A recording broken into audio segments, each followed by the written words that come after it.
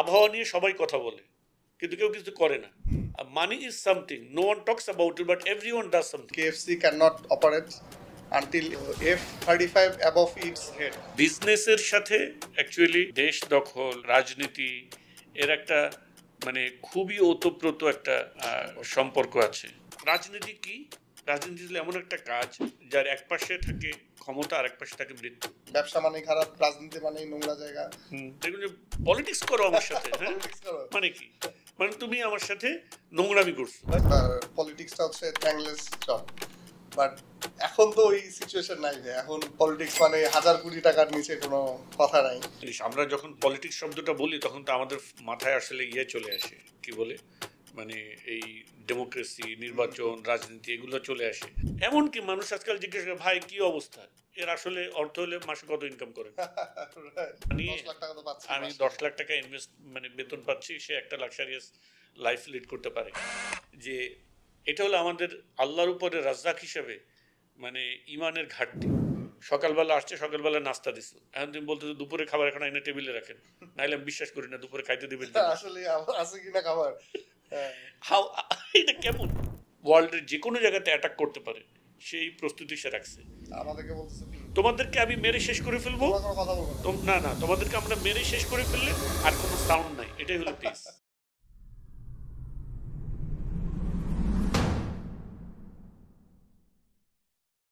প্রিয় সুধী, আসসালামু আলাইকুম।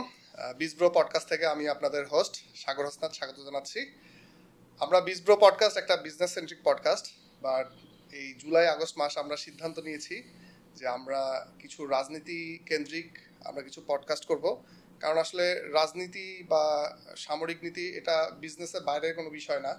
একজন বিজনেসম্যানকে তার এই যে পারিপার্শ্বিক যে অবস্থা, তার দেশের যে রাজনৈতিক অবস্থা, এগুলো সম্বন্ধে সম্যক ধারণা থাকা উচিত। আজকে আমাদের এপিসোডে যিনি গেস্ট রয়েছেন, সো এই যে রাজনীতি এবং ব্যবসা এই দুটো সম্বন্ধে সম্যক জ্ঞান রাখেন বা গভীর নলেজ রাখেন, তো তার চেয়ে ভালো আসলে আমার পরিচিত সার্কেলের মধ্যে কেউ নাই। হি ইজ নান আদার দেন আহমেদ রফিক ভাই। আহমেদ রফিক ভাই, আপনাকে আমাদের স্টুডিওতে স্বাগতম।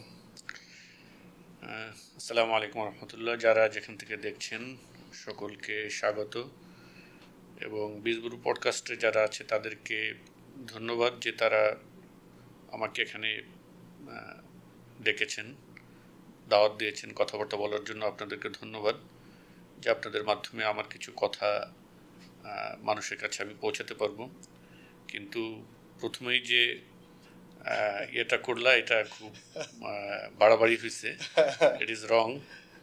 যে মানে আমি আসলে অনেক ভালো বুঝি ব্যাপারটা, এটা এরকম মনে করার কোনো কারণ নেই, কারণ স্বাভাবিক কারণেই অনেক ভালো ভালো পলিটিশিয়ান আছেন, অনেক ভালো বড় বড় ব্যবসায়ী আছেন।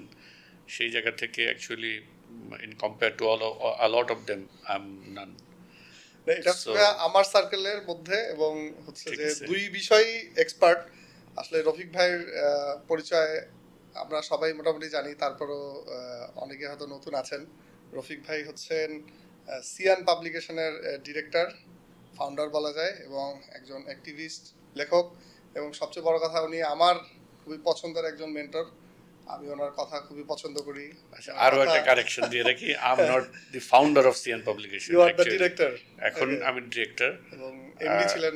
হ্যাঁ, এমডি, আমি এখনো MD, managing director, but I am not the founder. সিয়ান পাবলিকেশনের ফাউন্ডার হলেন নাবিল হাসান। নাবিল ভাই, ঠিক আছে। এখন সিয়ান মোটামুটি আপনার হাত ধরেই এগুচ্ছে, আল্লাহ তাআলা চালাচ্ছেন আলহামদুলিল্লাহ। তো যেটা হচ্ছে যে ভাইয়া, শুরুতেই আমরা চলে যাব, আপনার একটা উক্তি আছে, আমি খুব পছন্দ করি উক্তিটা, এবং এটা আমাদের আজকের এপিসোডের সাথে খুবই রিলেভেন্ট। আপনি একবার বলেছিলেন যে KFC can not operate until F-16, তখন ছিল F-16, বাট এখন তো F-35 চলে আসছে, 5th generation aircraft. So F-35 above it's head. আসলে বিজনেসের সাথে রাজনীতির যে সম্পর্ক বোঝানোর জন্য এর চেয়ে চমৎকার উক্তি আমার কাছে এক লাইনে আর কোনোটাই লাগে নাই। এই বিষয়ে যদি একটু ইলাবোরেট করেন ভাই আমাদের, যে একজন বিজনেসম্যানের রাজনীতি সম্বন্ধে কেন সম্যক ধারণা থাকা উচিত। ব্যবসার আমাদের ইতিহাস যদি আমরা দেখি, যে ব্যবসার সাথে রাজনীতির মানে রাজনীতি মানে যদি আমরা ধরি রাজনীতি অর্থনীতি, সামরিক নীতি, এগুলোর সাথে আসলে সম্পর্ক কিন্তু অনেক গভীর। আমরা আমরা ভারতীয় উপমহাদেশের ঘটনা জানি যে এখানে আসলে ব্রিটিশরা কিভাবে এসেছিল। বিজনেস করতে এসে, তারা ব্যবসা করতে এসেছিল, হ্যাঁ, এবং তারা সম্রাট জাহাঙ্গীর, মুসলিমরাও তো ভূখণ্ডে মনে হয় ব্যবসার মাধ্যমে এসেছিল। সেটা একটা মানে আলোচনা, নানা আলোচনা আছে। এখানে তারা যুদ্ধ করে আসছেন এরকমও আছেন অনেক। ওই আলোচনাটা ভিন্ন। আমরা যদি এটাতে থাকি যে ব্রিটিশরা এখানে কেন এসেছিল ব্যবসা করতে, ঠিক আছে, ব্যবসা করতে এসে তারা কি করছে, দেশ দখল করছে। আমরা যদি ইন্দোনেশিয়ার ইয়েটা জানি, মানে ঘটনা জানি, সেখানে আমরা দেখতে পাই যে 1602 সালে মানে ওই যে ডাচ যে ইস্ট ইন্ডিয়া কোম্পানি, যেটা ভিওসি, ভক, ঠিক আছে, এরা অ্যাকচুয়ালি একটা কিসের ছিল, মশলা ব্যবসা করতো। এরা কিন্তু মানে ইন্দোনেশিয়াতে আসে ব্যবসার জন্য, এবং এই যে ওলন্দাজ যারা আর কি, ঠিক আছে, এরা 350 বছর ইন্দোনেশিয়াকে কিন্তু তারা শাসন করে আসছিল কি নিয়ে, ব্যবসা করতে। সুতরাং দেখা যায় কি, আমরা যদি আফ্রিকাতে দেখি যে আফ্রিকাতে ইউরোপিয়ান ট্রেডিং কোম্পানি তারা ওখানে আসছিল, যে পাম অয়েল, তারপরে রাবার ট্রেড, মিশনারি ওয়ার্ক, এগুলো নিয়ে কিন্তু তারা এসেছিল, আফ্রিকাতে ঢুকেছিল। কিন্তু at the end of the day তারা কি করেছে, কলোনি বানিয়েছে আফ্রিকাকে। আমরা যদি চীনের সাথে ব্রিটিশদের যে যুদ্ধ হয়েছিল, আফিম ওয়ার যেটাকে বলা হয়, হ্যাঁ, আফিম ওয়ার কেন হয়েছিল, হ্যাঁ, কেন হয়েছিল, ব্রিটিশদের আফিম যে ব্যবসা, এটাকে বন্ধ করার জন্য যখন চীন এটা বন্ধ করতে পদক্ষেপ নিয়েছে, তখন তাদের সাথে যুদ্ধ হয়েছে। আমাদের এই জন্য নীল চাষের, হ্যাঁ, ইতিহাস আছে এখানে। তারপরে ইভেন আমেরিকার যে হাওয়াই দ্বীপ যে তারা দখল করে, এখানে তারা আসছিল কিভাবে, এখানে তারা আসছিল ব্যবসা করতে 18 শতকে, মানে তারা এখানে আসে এবং 1893 বা এরকম সময়ের দিকে গিয়ে তারা সেই দ্বীপ দখল করে নেয়, কিন্তু আসছিল ব্যবসা করতে। সো বিজনেসের সাথে অ্যাকচুয়ালি যে মানে দেশ দখল, রাজনীতি, এর একটা মানে খুবই ওতপ্রোত একটা সম্পর্ক আছে, ঠিক আছে। সুতরাং আমি যে আমার যে কথাটাকে তুমি কোট করেছো, ঠিক আছে, এইখানে এই কথাটা অ্যাকচুয়ালি আমি কয়েন করেছি এমন না। আই রিকল অ্যাজ ফার এই ধরনের কথা আমি কোথাও পড়েছিলাম। সো ওই মানে এই ধরনের কথা বা কাছাকাছি ধরনের কয়েনিং বা ওয়ার্ডিং আমি পড়েছিলাম কোথাও, সেখান থেকে আমি মূলত এই কথাটা বলেছি। এবং এটার যদি বাস্তবতা দেখো, তাহলে দেখো যে এই যে মানে লিবিয়াতে ম্যাকডোনাল্ডস, তারপরে স্টারবাকস, কোকাকোলা, এরা ফুল ফ্লেজ অপারেশন, ঠিক আছে, এটা কিন্তু এই যে গাদ্দাফির পরে শুরু করে। কেন আগে শুরু করতে পারে নাই? তার মানে তাদের বোমারু বিমান আসছে, তারপরে এরা আসছে। ইরাকে ম্যাকডোনাল্ডস কবে থেকে অপারেট করে? 2003-এর পরে, সাদ্দামকে উৎখাতের পরে। আফগানিস্তান থেকে যখন 2000 এই যে রিসেন্টলি 21-এ মানে যখন আমেরিকা চলে গেল, দেন এন্ড দেয়ার কেএফসি বন্ধ হয়ে গেছে আফগানিস্তানে। মানে দেখি যে কথাটা যে কেএফসি ক্যানট অপারেট, ঠিক আছে, তার উপরে যদি F-35 না থাকে, মানে হলো যে তার যদি সামরিক শক্তি যদি ফাংশনাল না থাকে, যেটা ছত্রছায়ায় ব্যবসাগুলো পরিচালিত হয়, তাহলে সে ব্যবসা অপারেট করতে পারে না। সো ব্যবসার সাথে রাজনীতির, রাষ্ট্রের, তারপরে সাম্রাজ্যবাদিতার, ঠিক আছে, আন্তর্জাতিক রাজনীতির সবকিছুর সম্পর্ক এটা অত্যন্ত গভীর এবং ওতপ্রোত, ঠিক আছে। সো এটা আমার এই কারণেই যে ব্যবসায়ীদের জন্য আমি যদি ধরি যে যারা ব্যবসায়ী, তাদের জন্য রাজনীতি বোঝাটা জরুরি, ঠিক আছে। এটা মানে আমরা আমাদের হিস্ট্রি থেকেও যদি দেখি অনেক পাবো যে মানে দুনিয়া, আমি জিনিসটাকে এভাবে দেখি যে ইসলামিক অ্যাঙ্গেল থেকে আমি মাঝে মধ্যে চিন্তা করি যে সাহাবীদের ভিতরে অনেক সাহাবী ছিলেন যে যাদের মর্যাদা অনেক আর উপরেই ছিল, এমন না যে তারা সাধারণ কোনো মানুষ ছিলেন। বাট স্টিল আমরা যদি দেখি যে যখন রাসূল সাল্লাল্লাহু আলাইহি ওয়াসাল্লাম কোনো রাজনৈতিক নেতৃত্ব কোনো মানে রাজনৈতিক নেতৃত্ব বিশেষ করে যখন কাউকে অর্পণ করেছেন, আমরা দেখি ওই সকল সাহাবীদেরকেই তিনি মানে দিতেন, ঠিক আছে, যারা দুনিয়া দিন বোঝার সাথে সাথে সম্যক ধারণা ছিল, দুনিয়া সম্পর্কেও যাদের একটা সম্যক ধারণা ছিল, যারা এটা রান করতে পারতেন, ঠিক আছে। মানে দুনিয়া ইটসেলফ, মানে either it is business or শাসন or whatever, মানে যেটা দুনিয়া, এইটার একটা নিজস্ব একটা মেকানিজম আছে, এটার একটা রীতিনীতি আছে, এটার একটা নেচার আছে। কেউ যদি এই নেচারটা না বোঝে, ঠিক আছে, তাহলে হি ক্যানট অপারেট ইট। এটা হতে পারে এটা হতে পারে রাজনীতি, এটা হতে পারে ব্যবসা, এটা আলটিমেটলি কিন্তু দুনিয়া, ঠিক আছে। মানে দুনিয়ার বিষয়াবলীর সাথে, বস্তুগত বিষয়াবলীর সাথে সম্পৃক্ত। যদিও মুসলমানদের যে কোনো কাজের পিছনে আলটিমেট গোল আখিরাত, আল্লাহ সন্তুষ্টি থাকে, বাট আল্লাহ সন্তুষ্টির জন্য নামাজ পড়া একরকম, এটা নামাজ পড়া, কিন্তু আল্লাহ সন্তুষ্টির জন্য রাজনীতি করা এটা কিন্তু একটা ভিন্ন জিনিস। আল্লাহ সন্তুষ্টির জন্য ব্যবসা করা মানে ভিন্ন বোঝাচ্ছি এই অর্থে যে আল্লাহর সন্তুষ্টির জন্য আমি নামাজ পড়বো, আমি অজু করে আসবো, নামাজ পড়বো, এখানে অন্য কারোর সাথে আমার কোনো সম্পর্ক নেই, না কোনো স্টেক হোল্ডার নাই, এবং দুনিয়ার কোনো কিছু পরিচালনার যে সকল জটিলতা, সেটা আমাকে এসে ইনফ্লুয়েন্স করবে না। কিন্তু যখন আমি রাজনীতি করতে যাব, তখন প্রথম যেটা আসবে মানুষ চালানো, the most difficult part of this life, ঠিক আছে, এটা এসে হাজির হবে। যখন আমি ব্যবসা করতে যাব, তখনও কম্পিটিটর আসবে, ঠিক আছে, যারা কাস্টমার তারা আসবে, টিম আসবে, মানে মানুষ আসবে এবং বস্তু আসবে, মানে টাকা পয়সার হিসাব নিকাশ আসবে। So this things are complicated. মানে এটাকেও চাইলেও স্কিপ করতে পারে না, আমি এই কমপ্লেক্সিটির মধ্যে যাবই না। No way. বাট যারা করবে তাদের কি রিওয়ার্ড বেশি আসবে বা বেশি এক্সপেক্ট করতে পারে? এইটা হলো গিয়ে, এটা রাজনীতি তো আমরা সবাই করছি না, এটা একটা হাদিস আছে, যদি আমরা অন্যভাবে বলি, যে হাদিসের এক্স্যাক্টলি ওয়ার্ডিংটা আমার মনে নেই, কিন্তু মিনিংটা এরকম যে যে ব্যক্তি মানুষের সাথে মিশলো না, ঠিক আছে, মানুষের দেওয়া কষ্ট সে মানে অনুভব করলো না, মানুষ তাকে কষ্ট দিল না, সে একা একা থাকে, একা একা চলে নিজের মতো। না না, সন্ন্যাস ব্রতও না, ধরলাম যে সে অ্যাকচুয়ালি পাবলিক ফাংশন ডিল করে না, ঠিক আছে, সুতরাং এই মানুষ চালানোর বা মানুষের কথা শোনার হ্যাসেল তাকে ফেস করতে হয় না, ঠিক আছে। আরেকজন মানুষ যে মানুষ চালানোর হ্যাসেল ফেস করে এবং মানুষের কটু কথা শুনে, বলা হয় থ্যাঙ্কলেস জব। পলিটিক্সকে কি বলা হয়? Thankless job. অনেক কিছু করবা, তুমি দুইটা মিস করবা, ধুয়ে দিবে, ঠিক আছে। মানে ইন পলিটিক্স মানে you are always just by your mistakes, ঠিক আছে। তো এই ধরনের কাজ যখনই পাবলিক ফাংশন ডিল করতে হয়, তখনই কোম্পানি চালানোর ক্ষেত্রেও দেখবো তুমি সব কিছু করতেছো, সব কিছু তুমি হার্ট অ্যান্ড সোল ট্রাই করতেছো, তোমার টিম মেম্বারদেরকে, স্টাফদেরকে তাদের ম্যাক্সিমাম প্রোভাইড করার, ম্যাক্সিমাম এনভায়রনমেন্ট বজায় রাখার, ভালো করার। তুমি হয়তো 10টার ভিতরে 2টা করতে পারো নাই, কিন্তু কি টাকা দেয় না, তখন অনেক দোষ বের হয়। হ্যাঁ, অনেক দোষ বের হয়। সো এখানে যে হাদিসের কথাটা আমি বললাম, যে ব্যক্তি মানুষের সাথে মিশে এবং তাদের দেওয়া কষ্ট সহ্য করে, সে ওই একা চলা ব্যক্তির চেয়ে উত্তম। হ্যাঁ, একা চলা ব্যক্তির চেয়ে উত্তম।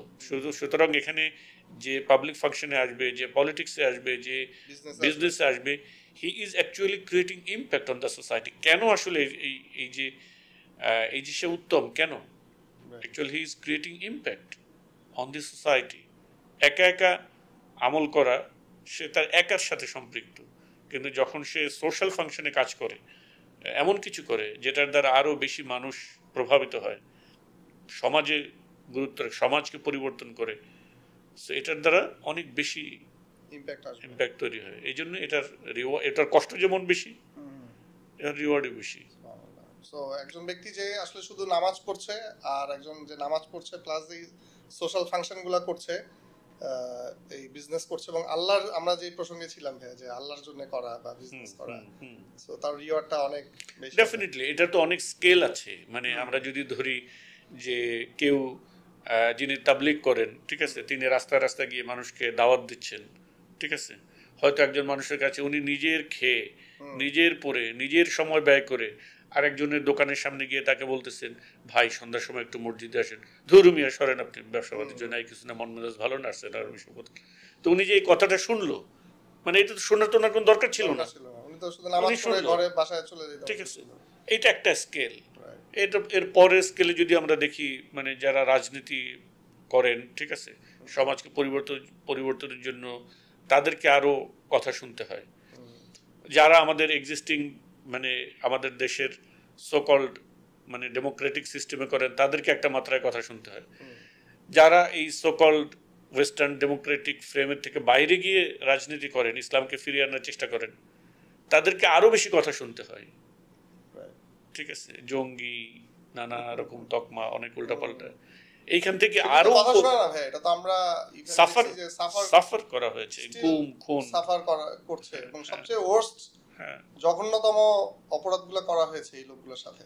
এবং আমরা এরপরে যারা মূলত এই স্কেল যদি বাড়ে, মানে আমি প্রথমে ওই যে দাওয়াত দেওয়ার কথা বললাম, এরপরে ডেমোক্রেটিক ফাংশনে এক্সিস্টিং ফাংশনে যারা রাজনীতি করে তাদের কথা বললাম, যারা এক্সিস্টিং ব্যবস্থাকে রিজেক্ট করে রাজনীতি করে তাদের কথা বললাম, এরপরে যারা ময়দানে যুদ্ধ করে গিয়ে তারা আরো কত স্যাক্রিফাইস করতে হয়, তাদের ঘর, ফ্যামিলি, লাইফ সবকিছু ইয়ে করে। এই জন্য আব্দুল্লাহ ইবনে মুবারক রাহিমাহুল্লাহর একটা কথা আছে না, ওই যে উনি কাবার তাওয়াফকারীদের ব্যাপারে বলেছিলেন, তোমরা যেটা করো, এরকম একটা সুন্দর কথা আছে ওনার, আমার কবিতার মতন করে উনি বলেছিলেন যে আমরা রক্ত দিয়ে খেলা করি, ঠিক আছে, তোমরা যদি আমাদেরকে দেখতা তাহলে দেখতা যে আমরা রক্ত নিয়ে কি করি, খেলা করি, এরকম। মানে তখন উনি ওই কাবার তাওয়াফকারীদের, তোমাদের ইবাদতের তুলনায় আমাদের ইবাদতটা এরকম। সো মানে যত মাত্রা উপরে ওঠে কাজের, তত এটা কঠিন হয় এবং এর রিওয়ার্ড তত বেশি স্বাভাবিক। এখানে ভাই একটা যে কথা বললেন যে বিজনেস বা পলিটিক্সটা হচ্ছে থ্যাঙ্কলেস জব, বাট এখন তো ওই সিচুয়েশন নাই ভাই। এখন পলিটিক্স মানে 1000 কোটি টাকার নিচে কোনো কথা নাই। হ্যাঁ, সো আমরা তো এখন একটা ট্রানজিশন পিরিয়ডের মধ্যে দিয়ে যাচ্ছি। আমাদের ইয়াং জেনারেশন খুবই পলিটিক্স সচেতন হচ্ছে, পলিটিক্সে আসছে। আমরা কিন্তু যে জেনারেশনটা ছিলাম, যে আই হেট পলিটিক্স জেনারেশন ছিলাম, 90s এর যে জেনারেশন, বাট ওই জায়গা থেকে পুরো একটা জেনারেশন কিন্তু শিফটিং আমরা দেখছি, যে পোস্ট 24 যে এরা, এখানে ইয়াং জেনারেশন অনেক বেশি পলিটিক্স সচেতন হচ্ছে। বাট এইখানে কিন্তু যে পলিটিক্সের বাংলাদেশে যে ট্রেন্ডটা, যেটা বললেন যে থ্যাঙ্কলেস জব, যেটা এটা কিন্তু না, এখানে বরঞ্চ উল্টাটা হয়। একজন পলিটিক্স করা মানে তার ভাগ্য, সে কোনোদিন ভাতাইম্বা, সবচেয়ে যে ভাতাইম্বা লোকটা, ওইটা হচ্ছে পলিটিক্স করে, এবং সে উইদিন ফিউ ইয়ার্স বা উইদিন ফিউ ডেজ 1000 কোটি টাকার মালিক হয়ে যাচ্ছে। সো এখন যেহেতু আমরা একটা ট্রানজিশনের পিরিয়ডের মধ্যে আসছি এবং ইয়াং জেনারেশন আসছে, সো পলিটিক্স তো ইটসেলফ কোনো প্রোডাক্টিভ কাজ না যে পলিটিক্স করে এখান থেকে আর্ন হবে। সো এই আর্নিং এর বিষয়ে কি বলবেন ভাইয়া? ধরেন একটা লোক পলিটিক্স করবে, তার আর্নিংস এর জিনিসটা তো এনশিওর রাখা উচিত। আপনি যেমন ধরেন you are a political activist, but at the same time you are the ধরেন এমডি একটা প্রতিষ্ঠানের, ব্যবসা প্রতিষ্ঠানে সময় দিচ্ছেন, মানে আপনার আর্নিংস, আপনি লিভিংটা নিশ্চিত করছেন। হ্যাঁ, আপনি যে কথাটা বললেন যে পলিটিক্স হচ্ছে থ্যাঙ্কলেস জব, বাট আমরা তো দেখি যে মানে পলিটিক্স করা মানে 1000 কোটি টাকার নিচে কোনো কথা নেই। একটা আওয়ামী লীগের আমলে দেখেছি আমরা যে থানা লেভেলের একটা ছাত্রলীগের সভাপতি আর তার ভাই মিলে 2000 কোটি টাকা পাচার করেছে। সো এটা তো ট্রেস করা গেছে বা হয়তো শত্রুতার কারণে ধরা পড়েছে, এরকম তো অসংখ্য ট্র্যাক রেকর্ড আছে। সো এটা কি আর থ্যাঙ্কলেস জব আছে? সবাই জুস খাওয়ার জন্য আমি যেটা বলেছি সেটা হলো আমাদের ফ্রেমে বলেছি, মানে ইসলামিক ফ্রেমে একজন মানুষ যখন রাজনীতি করে বা প্রশাসনিক কাজ করে, তখন সে মূলত এখানে যেটা রাজনীতি, সেইটা সে আসলে সেখান থেকে কোনো অর্থ পায় না, ঠিক আছে। আর যে দায়িত্বগুলো সে পালন করে, এটা সে কেমন আল্লাহর সন্তুষ্টির জন্যই পালন করে। কিন্তু যেহেতু সামাজিক এবং প্রশাসনিক দায়িত্ব যদি হয় যার সাথে মানুষের ভালো মন্দ সম্পৃক্ত, তখন মানুষ তার প্রাপ্ত সুবিধা কিংবা অসুবিধার ভিত্তিতে তার সমালোচনা করে।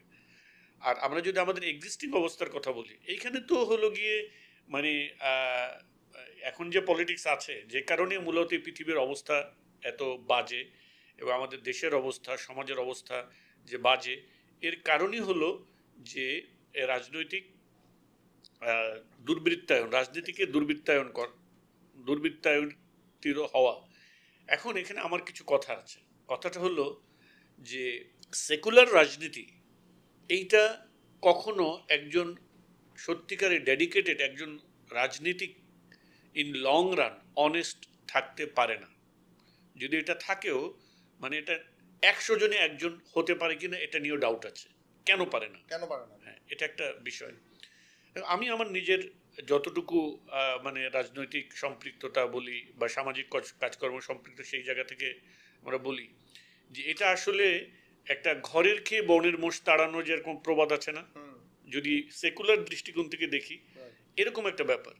এবং যারা রাজনীতিক, যারা মানুষের সুবিধা অসুবিধা, ভালো মন্দ, বিচার আচার এই সমস্ত বিষয় দেখে, তাদের দিন নাই, রাত নাই, সকাল নাই, সন্ধ্যা নাই, সংসার নাই, ব্যক্তিগত জীবন নাই, কিচ্ছু নাই।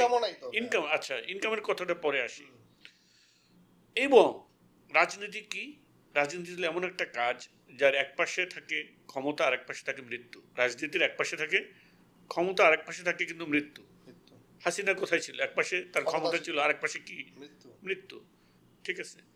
এবং এটা পৃথিবীর এরকমই, মানে হ্যাঁ, বাশার আল আসাদ, কিংবা আমরা যদি ধরি পক্ষ বিপক্ষ, ঠিক আছে, রাজনীতিতে একদল থাকে আর একদল থাকে না, ঠিক আছে, কিংবা এক পাশে মানে অনেক উত্থান আর এক পাশে অনেক পতন। যদি আমরা মানে স্বাভাবিক রাজনীতি মানে কি বলে একটা আমাদের দেশের নর্মাল যে রাজনীতি, সেখানেও যদি ধরি একদল ক্ষমতায় যখন আসে আর একদল অবস্থা কি হয়? ওই যে কিছুদিন একটা ভাইরাল হলো, আমরা খিচুড়ি খাই মিছিল করতে এসে। হ্যাঁ, আগে মাইর খাইতাম, হ্যাঁ খিচুড়ি খাই। তো বিষয়টা হলো এমন একটা কাজ, একজন মানুষ এত জটিল, এত কঠিন, এবং সবচেয়ে বেশি মানে জটিল হিসাব নিকাশ, কঠিন হিসাব নিকাশ, সবচেয়ে বেশি রিস্ক, সবচেয়ে বেশি টাইম, সবচেয়ে বেশি এফোর্ট এই এফোর্ট এটি রাজনীতিতে দিতে হয়। প্রশ্ন হলো একজন মানুষ এটা কেন দিবে? What's the purpose? কেন সে ঘরের খেয়ে বনের মোষ তাড়াবে? সেকুলার এই ব্যবস্থাতে আমরা কিছু রিওয়ার্ড দেখি, যেমন বেতন থাকে। না, এখন ইস্যুটা হলো যে এইটা আসলে সেকুলার ব্যবস্থায় এই এত এফোর্ট দেওয়াটা আসলে ফিজিবল না, একজন মানুষ এত রিস্ক নেওয়াটা। এইখানে সে একটা ইসলামী ব্যবস্থা এটা সে নিতে পারে, কারণ হলো সে একটা আনলিমিটেড এফোর্ট দিতে পারে একটা আনলিমিটেড রিওয়ার্ডের আশায়। আখেরাতে আনলিমিটেড রিওয়ার্ডের আশায় সে একটা আনলিমিটেড এফোর্ট দিতে পারে, বিকজ তার কাছে ওই অপশন আছে যে সে একটা আনলিমিটেড রিওয়ার্ড পাবে একটা লাইফে। একজন সেকুলার সে যখন পলিটিক্স করে তখন সে তার দল ক্ষমতায় আসবে, ক্ষমতা থেকে চলে গেলে তার সব শেষ, ঠিক আছে, কিংবা তার সরকার পতন হলে তার সব শেষ। সো তখন সে কেন ওই ধরনের এত পরিশ্রম দিবে? কিসের বিনিময়? এইটা অ্যাকচুয়ালি দুর্নীতি ছাড়া তাদের যে পরিশ্রম, এইটা রিওয়ার্ড, তার তো কোনো লিগ্যাল ফ্রেমে এই রিওয়ার্ড নাই। একটা না টু সাম এক্সটেন্ট কোথায় আছে? ধরো একটা দলের বাংলাদেশের 64টা জেলা, একটা দলে হাজার হাজার কর্মী আছে, কয়জন এমপি হবে? একজন না। ধরো একটা দল থেকে 50টা সিট পেয়েছে, 50 জন মানুষ এমপি হয়েছে। What about the others? আরো তো হাজার হাজার কর্মীরা আছে, লাখ লাখ কর্মীরা আছে, হাজার হাজার ফুল টাইম কর্মী আছে, তারা কিভাবে? তার মানে এই সিস্টেমটাই প্রবলেমেটিক। হ্যাঁ, অবশ্যই প্রবলেমেটিক। আপনার রাজনীতিবিদদেরকে এই দুর্বৃত্ত হতে বাধ্য করে, হ্যাঁ, বা দুর্নীতি প্রবণ হতে বাধ্য করে। হ্যাঁ, এবং তারা জানে তারা রাজনীতিটা কেন করে। এই রাজনীতিটা করে হলো মূলত সে জানে যে সে চাঁদাবাজি করতে পারবে, সে দুর্নীতি করতে পারবে, সে তদবির বাণিজ্য করতে পারবে, টেন্ডারবাজি করতে পারবে, ক্ষমতা দেখিয়ে নানা রকম সুবিধা নিতে পারবে, জমি দখল করতে পারবে। তার পারপাসই এটা, তার অন্য কোনো পারপাস নাই। নাও এইটা থেকে বের হইতে হইলে তার পলিটিক্সের পারপাস লাগবে, ঠিক আছে। পলিটিক্সের পারপাস যতক্ষণ পর্যন্ত তার লাইফের পারপাসের সাথে না মিলবে, লাইফের পারপাস যতক্ষণ পর্যন্ত তার রিলিজিয়নের সাথে না মিলবে, তখন এই অ্যালাইনমেন্টটা আসলে হবে না, অসম্ভব একটা ব্যাপার, ঠিক আছে। এই পলিটিক্সের পারপাসটা যদি বলেন ভাই ইসলামিক্যালি, যে একজন ইউথ বা আমরা কেন পলিটিক্সে ইনভলভ হব বা পলিটিক্স সচেতন হব? মানে এইখানে দুইটা জিনিস, আমরা যখন পলিটিক্স শব্দটা বলি তখন তো আমাদের মাথায় আসলে চলে আসে, কি বলে, মানে এই ডেমোক্রেসি, নির্বাচন, রাজনীতি এগুলো চলে আসে। কিন্তু ইসলামিক কনটেক্সট থেকে পলিটিক্স বলতে আসলে এই জিনিসটা এগুলো আসে না। ইসলামিক কনটেক্সট থেকে যেটাকে আমরা রাজনীতি মনে করি সেটা অ্যাকচুয়ালি মানে আল্লাহর দ্বীনকে আল্লাহর জমিনে প্রতিষ্ঠা করা, এবং প্রতিষ্ঠা তো যদি থাকে সেটাকে জমিনে জারি রাখা এবং আরো এক্সপ্যান্ড করা, এই কার্যক্রমটাই হলো রাজনীতির অংশ। মানে আমরা ধরলাম যে আমাদের এখানে আমরা ইসলামিক রাজনীতি বলতে আমরা কি বুঝি, আমাদের রাজনীতি মানেই হলো যে আমরা এই ভূখণ্ডে এই সেকুলার যে শাসন ব্যবস্থা এইটার মূলোৎপাটন করে এখানে ইসলামিক শরিয়া ভিত্তিক শাসন ব্যবস্থাকে আনতে চাই। এই উদ্দেশ্যে করা কাজকর্মটাই হলো আমাদের রাজনীতি। যদি আমরা ধরলাম যে এটা বাংলাদেশে এটা হয়ে গেছে, তখন আমার থাকবে এর পাশের দেশে আমি কিভাবে এটাকে এক্সপ্যান্ড করতে পারি, এর পরের দেশে আমি কিভাবে এক্সপ্যান্ড করতে পারি। এটা হলো আমার মানে ইসলামিক পলিটিক্সের সাধারণ মাত্রা। কিন্তু আমরা যখন বর্তমান মানে কনভেনশনাল ফ্রেমে, এক্সিস্টিং ফ্রেমে যখন পলিটিক্স করি, তখন তো আমরা মনে করি যে অনেকগুলো দল হবে, তাদের এক দল আর এক দলকে পরাজিত করবে, এক দল আর এক দলকে মারবে, এটাই তাদের। এবং এই কারণে দেখা যায় আমাদের সোসাইটিতে পলিটিক্স শব্দটা খুব নেগেটিভলি দেখুন, যে পলিটিক্স করো আমার সাথে, হ্যাঁ মানে কি, মানে তুমি আমার সাথে নোংরামি করছো, ভাই ব্যবসাটাও তো নেগেটিভলি দেখায়, হ্যাঁ ধান্দা করতেছো, হ্যাঁ আমার সাথে হ্যাঁ এটাও আছে, হ্যাঁ মানে ছেলে কি করে, ব্যবসা করে ধান্দা করে, ধান মানে তুমি আমার সাথে ব্যবসা করতেছো, হ্যাঁ ব্যবসা করতেছো, মানে নেগেটিভলি একটা, মানে এটা খারাপ কাজ। ট্রু, মানে তুমি আমার সাথে ব্যবসা করতেছো তার মানে হলো ব্যবসা জিনিসটা খারাপ কাজ। দুইটাই কিন্তু নোবেল প্রফেশন, হ্যাঁ বাট জিনিসটা আমাদের এই দুর্বৃত্তায়নের কারণে এরকম একটা নেগেটিভ একটা ভাইব চলে গিয়েছে মানুষের মধ্যে, যে ব্যবসা মানে খারাপ, রাজনীতি মানে নোংরা জায়গা, পলিটিক্স করতেছে, হ্যাঁ এরকম একটা কথা আসলে চালু আছে। ভাইয়া এইখানে যদি আসি আমরা আমাদের পডকাস্টের যে টপিকে যদি আসি, আমরা বিজনেস করা বা নিজের লিভিং, একটা লোক যখন ধরেন ইসলামিক পলিটিক্স করবে আপনার সংজ্ঞা মতেই, তার তো একটা লিভিং দরকার আছে। সো এইখানে সে কোনটা করাটা আপনি প্রেফার করেন, বিজনেস, চাকরি করে তো কিছু লিমিটেশনস আছে ভাইয়া, পলিটিক্স করার ক্ষেত্রে টাইম ব্যারিয়ার আছে, সেক্ষেত্রে আপনি কোনটা সাজেস্ট করেন? এইখানে আসলে এটা ডিপেন্ড করবে ব্যক্তির অবস্থার উপরে, ঠিক আছে। বিজনেস করতে চাইলেই সবাই করতে পারবে না, আবার চাকরি করতে চাইলেই সবাই চাকরি করতে পারবে না, আবার মানে এটা ওই ব্যক্তির অবস্থার উপরে ডিপেন্ড করবে। তবে হ্যাঁ ডেফিনেটলি যে আমাদের মানে যে কোনো চাকরিতে যখন একটা টাইম বাউন্ড একটা চাকরি থাকে, তখন তাদের পলিটিক্স হলো এমন একটা 24/7 জব। যদি কেউ ফুল টাইম এঙ্গেজ থাকে, নানা রকম কাজকর্ম, প্রোগ্রাম এগুলো থাকে, তখন চাকরি করে আসলে ওইটা করাটা খুব ডিফিকাল্ট। মানে খুবই মানে লিমিটেড একটা কন্ট্রিবিউশন হয়তো সে করতে পারে চাকরির পরে, ঠিক আছে। আর এখনকার যে চাকরিগুলো, বিশেষ করে কর্পোরেট চাকরি, এটা তো আসলে যদিও বলা হয় অফিস 9টা-5টা, বাট অ্যাকচুয়ালি 24/7 অকুপাইড। ফোন এসে আরো 24/7 হয়ে গেছে বাসাতে। এখন ব্যবসায় যেটা হয়, ব্যবসায় কিন্তু মানুষ আরো বেশি অকুপাইড, ব্যবসায় কিন্তু কম অকুপাইড না, বাট টাইমকে সে ফ্লেক্সিবল করতে পারে নিজের জন্য, যে সে টাইম অফিসের টাইমটাকে সে ফ্লেক্সিবল করতে পারে না, কিন্তু যদি নিজের ব্যবসা সে রান করে তাহলে সে তার মিটিং সে নিজের মতন করে সেট করতে পারে, এবং অফিসে টাইম সে আগে পরে দিতে পারে, বা তার মূল কাজগুলোকে সে ম্যানেজ করে সে সময় বের করতে পারে। সুতরাং মানে যদি কেউ রাজনীতি করতে চায় তাহলে তাদের জন্য ব্যবসা বেটার, ডেফিনেটলি বেটার অপশন। ব্যবসা এবং রাজনীতি দুটোকে একসাথে রান করা যায় যদি দুটো আসলে মানে রান করার মতো অবস্থা থাকে। কিন্তু চাকরি আর রাজনীতি এই দুটো আসলে একসাথে রান করাটা যায় না। সে কোনো কিছুর সাথে সম্পৃক্ত থাকতে পারে সাপোর্টার হিসেবে, প্যাসিভ সাপোর্টার হিসেবে, কিছু ফাইন্যান্সিয়াল কন্ট্রিবিউশন করলো, বা মাঝে মধ্যে কোনো প্রোগ্রামে আসলো, করলো, উইকেন্ডে আসলো, কিন্তু অ্যাক্টিভলি ফুল টাইম যে কোনো রাজনীতিকে পরিচালনা করা, এটা আসলে চাকরি করে এটা মানে ম্যানেজ করা ডিফিকাল্ট। সো একটা কিছুর সাথে প্রোডাক্টিভ কিছুর সাথে ইনভলভ থাকতে হবে। হ্যাঁ এইটাই এই প্রসঙ্গে আসলে আসতে যাচ্ছিলাম। না এটা মানে আরেকটা পার্ট ছিল যে তাহলে মানে রাজনীতি বা সামাজিক কাজকর্ম করলে তার আর্নিং কিভাবে যে আমাদের এখন অনেক ইয়াং জেনারেশন কিন্তু পলিটিক্সে আসতেছে বা পলিটিক্স সম্বন্ধে সচেতন হচ্ছে বা পলিটিক্স করতে চায়, তো তাদের আসলে প্রোডাক্টিভিটিটা বা ফ্যামিলি লিভিংটা এনশিওর করে আসা উচিত কিনা ভাইয়া? কারণ আমরা তো দুর্বৃত্তায়নের চক্র থেকে বের হয়ে আসতে, হ্যাঁ এইটা আসা উচিত, এটা অবশ্যই আসা উচিত। এখানে মানে অনেক ধরনের ব্যাপার থাকে। একটা হতে পারে যে যারা অলরেডি সলভেন্ট ফ্যামিলি, ঠিক আছে, তারা যদি চায় যে আমরা আমাদের আরো মানে কি বলে মানে প্রপার্টি ম্যাক্সিমাইজেশনের দিকে যাব না গিয়ে বরং আমার যা আছে সেটা দিয়ে আমি কোনোভাবে সাস্টেইন করে যদি খেয়ে পড়ে থাকতে পারি এবং আমি যদি সোসাইটিতে বেটারমেন্টের জন্য কাজ করতে পারি, এটা বেটার। দ্বিতীয় স্তরে হলো যদি সেটা না পারে তাহলে তাদের জন্য যে এমন কোনো পেশা নেওয়া যেটা স্বাধীন এবং নিজের সময় মতন সুবিধা মতন সেখানে সে টাইম দিয়ে তার নিজের চলার মতন আর্নিং করতে পারে, এমন কোনো কিছু করা। তৃতীয়ত যদি সেটা না হয় তাহলে সে বিজনেস যদি করে, তাহলে বিজনেস পরিচালনার ক্ষেত্রে এটা খেয়াল রাখতে হবে যে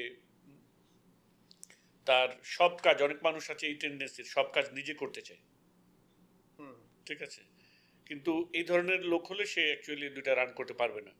যদি বিজনেস করে রাজনীতি করতে হয় তাহলে তাকে এই আন্ডারস্ট্যান্ডিং আসতে হবে যে কাজ অ্যাসাইন করা, মানে ইয়ে করা, কাজ ডেলিগেট করা, এবং তখন দেখা যাবে যে যে কোনো প্রতিষ্ঠান পরিচালনার ক্ষেত্রে তুলনামূলক একটু খরচ বেশি হবে, কারণ কোয়ালিফাইড লোক রাখতে হবে এবং কাজ অ্যাসাইন করতে হবে, ঠিক আছে, অন্যরা যেন ফুল রান করতে পারে company in a sense of মানে আমার অ্যাবসেন্সে কোম্পানিটা অটোমেটিক চলবে, হ্যাঁ রান করতে পারে। এই অটোমেশন, এতটুকু অটোমেশন লাগবে, এটার জন্য প্রয়োজনীয় ম্যান পাওয়ার এমপ্লয়মেন্ট করতে হবে। এইটা করে সে রান করতে পারে, যে যদি অল্প টাইম দেওয়া যায়। তিনটা ফ্রেমই হতে পারে।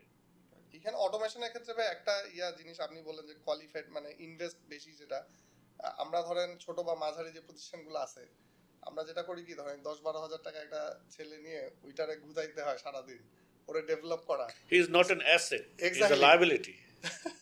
ওরে তৈরি করতে 6 মাস, এরপরে 6 মাস পরে একটু কাজ শিখবে, অন্য প্রতিষ্ঠানে সুইচ করবে। সো ডেলিগেশনটা তখনই ভালো হবে যদি আমার যে বেটার ক্যাপাসিটির বেটার ক্যাপাসিটি সমান সমানও ইয়ে না, মানে ব্যাপারটা হয় কি যে যিনি অ্যাকচুয়ালি এন্টারপ্রেনার থাকেন তার একটা 360 ডিগ্রি অ্যাঙ্গেল থাকে বিজনেসের প্রতি, সে ইনস অ্যান্ড আউটস পুরোটা বোঝে। হ্যাঁ ঠিক একই রকম আরেকজন লোক হয়তো পাওয়া যাবে না, কিন্তু প্রত্যেকটা ডিপার্টমেন্টকে আলাদা করে রান করতে পারে, ঠিক আছে, এরকম এফিশিয়েন্ট লোক হলেও হয়, ঠিক আছে, ওর কাজটাতে এফিশিয়েন্ট। হ্যাঁ যেমন একটা কোম্পানি আমরা যদি বলি প্রোডাকশন, এইখানে একজন এফিশিয়েন্ট লোক থাকা যে প্রোডাকশনটাকে অ্যাসিওর করবে। সে অ্যাকচুয়ালি ওভারঅল বিজনেস বোঝে না, সে প্রোডাকশনটা বোঝে। তো তখন ওখানে এমন একজন লোক আনতে হবে যে প্রোডাকশনটা বোঝে ভালো মতন। তাহলে এই ডিপার্টমেন্টটা আমার কি হলো, ফোকাস দিতে হচ্ছে না। নাও সেলস অ্যান্ড মার্কেটিং, ঠিক আছে, সেলস অ্যান্ড মার্কেটিং ডিপার্টমেন্টটা ওরকম লোক আনতে হবে যে সেলস অ্যান্ড মার্কেটিং বোঝে, ভালোভাবে বুঝে।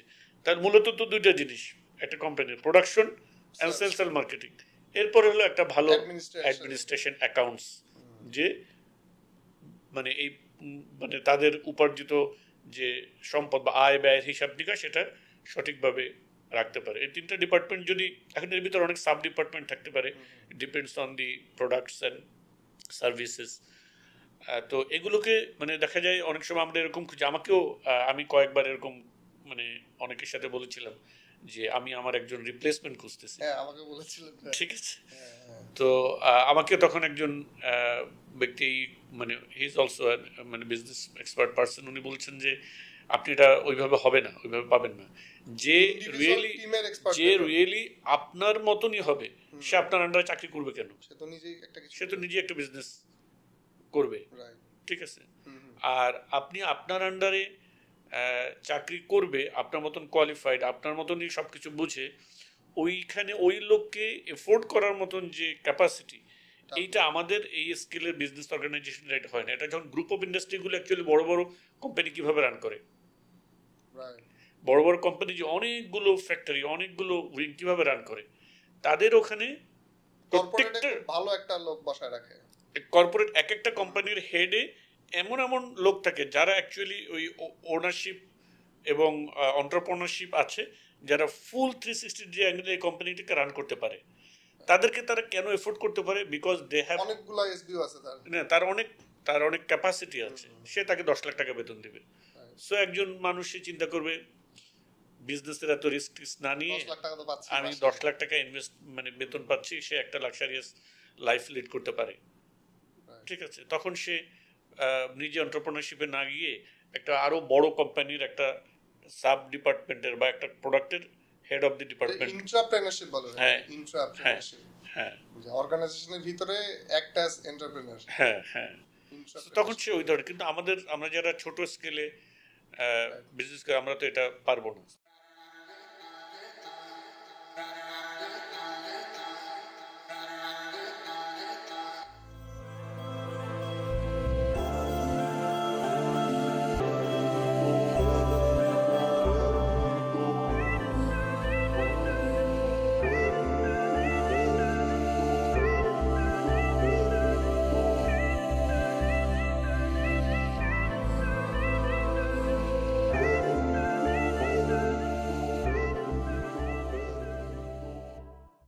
আমাদের সলিউশন হচ্ছে ভাই যেটা বললাম যে ইন্ডিভিজুয়াল ডিপার্টমেন্ট গুলো একজন হেড থাকা, যারা অ্যাজ এ ওনার বা অ্যাজ এ ফাউন্ডার আমাদের কাজ হবে যে ডটগুলো শুধু এই ডটগুলো কানেক্ট করা, তাদের সাথে মিটিং করা।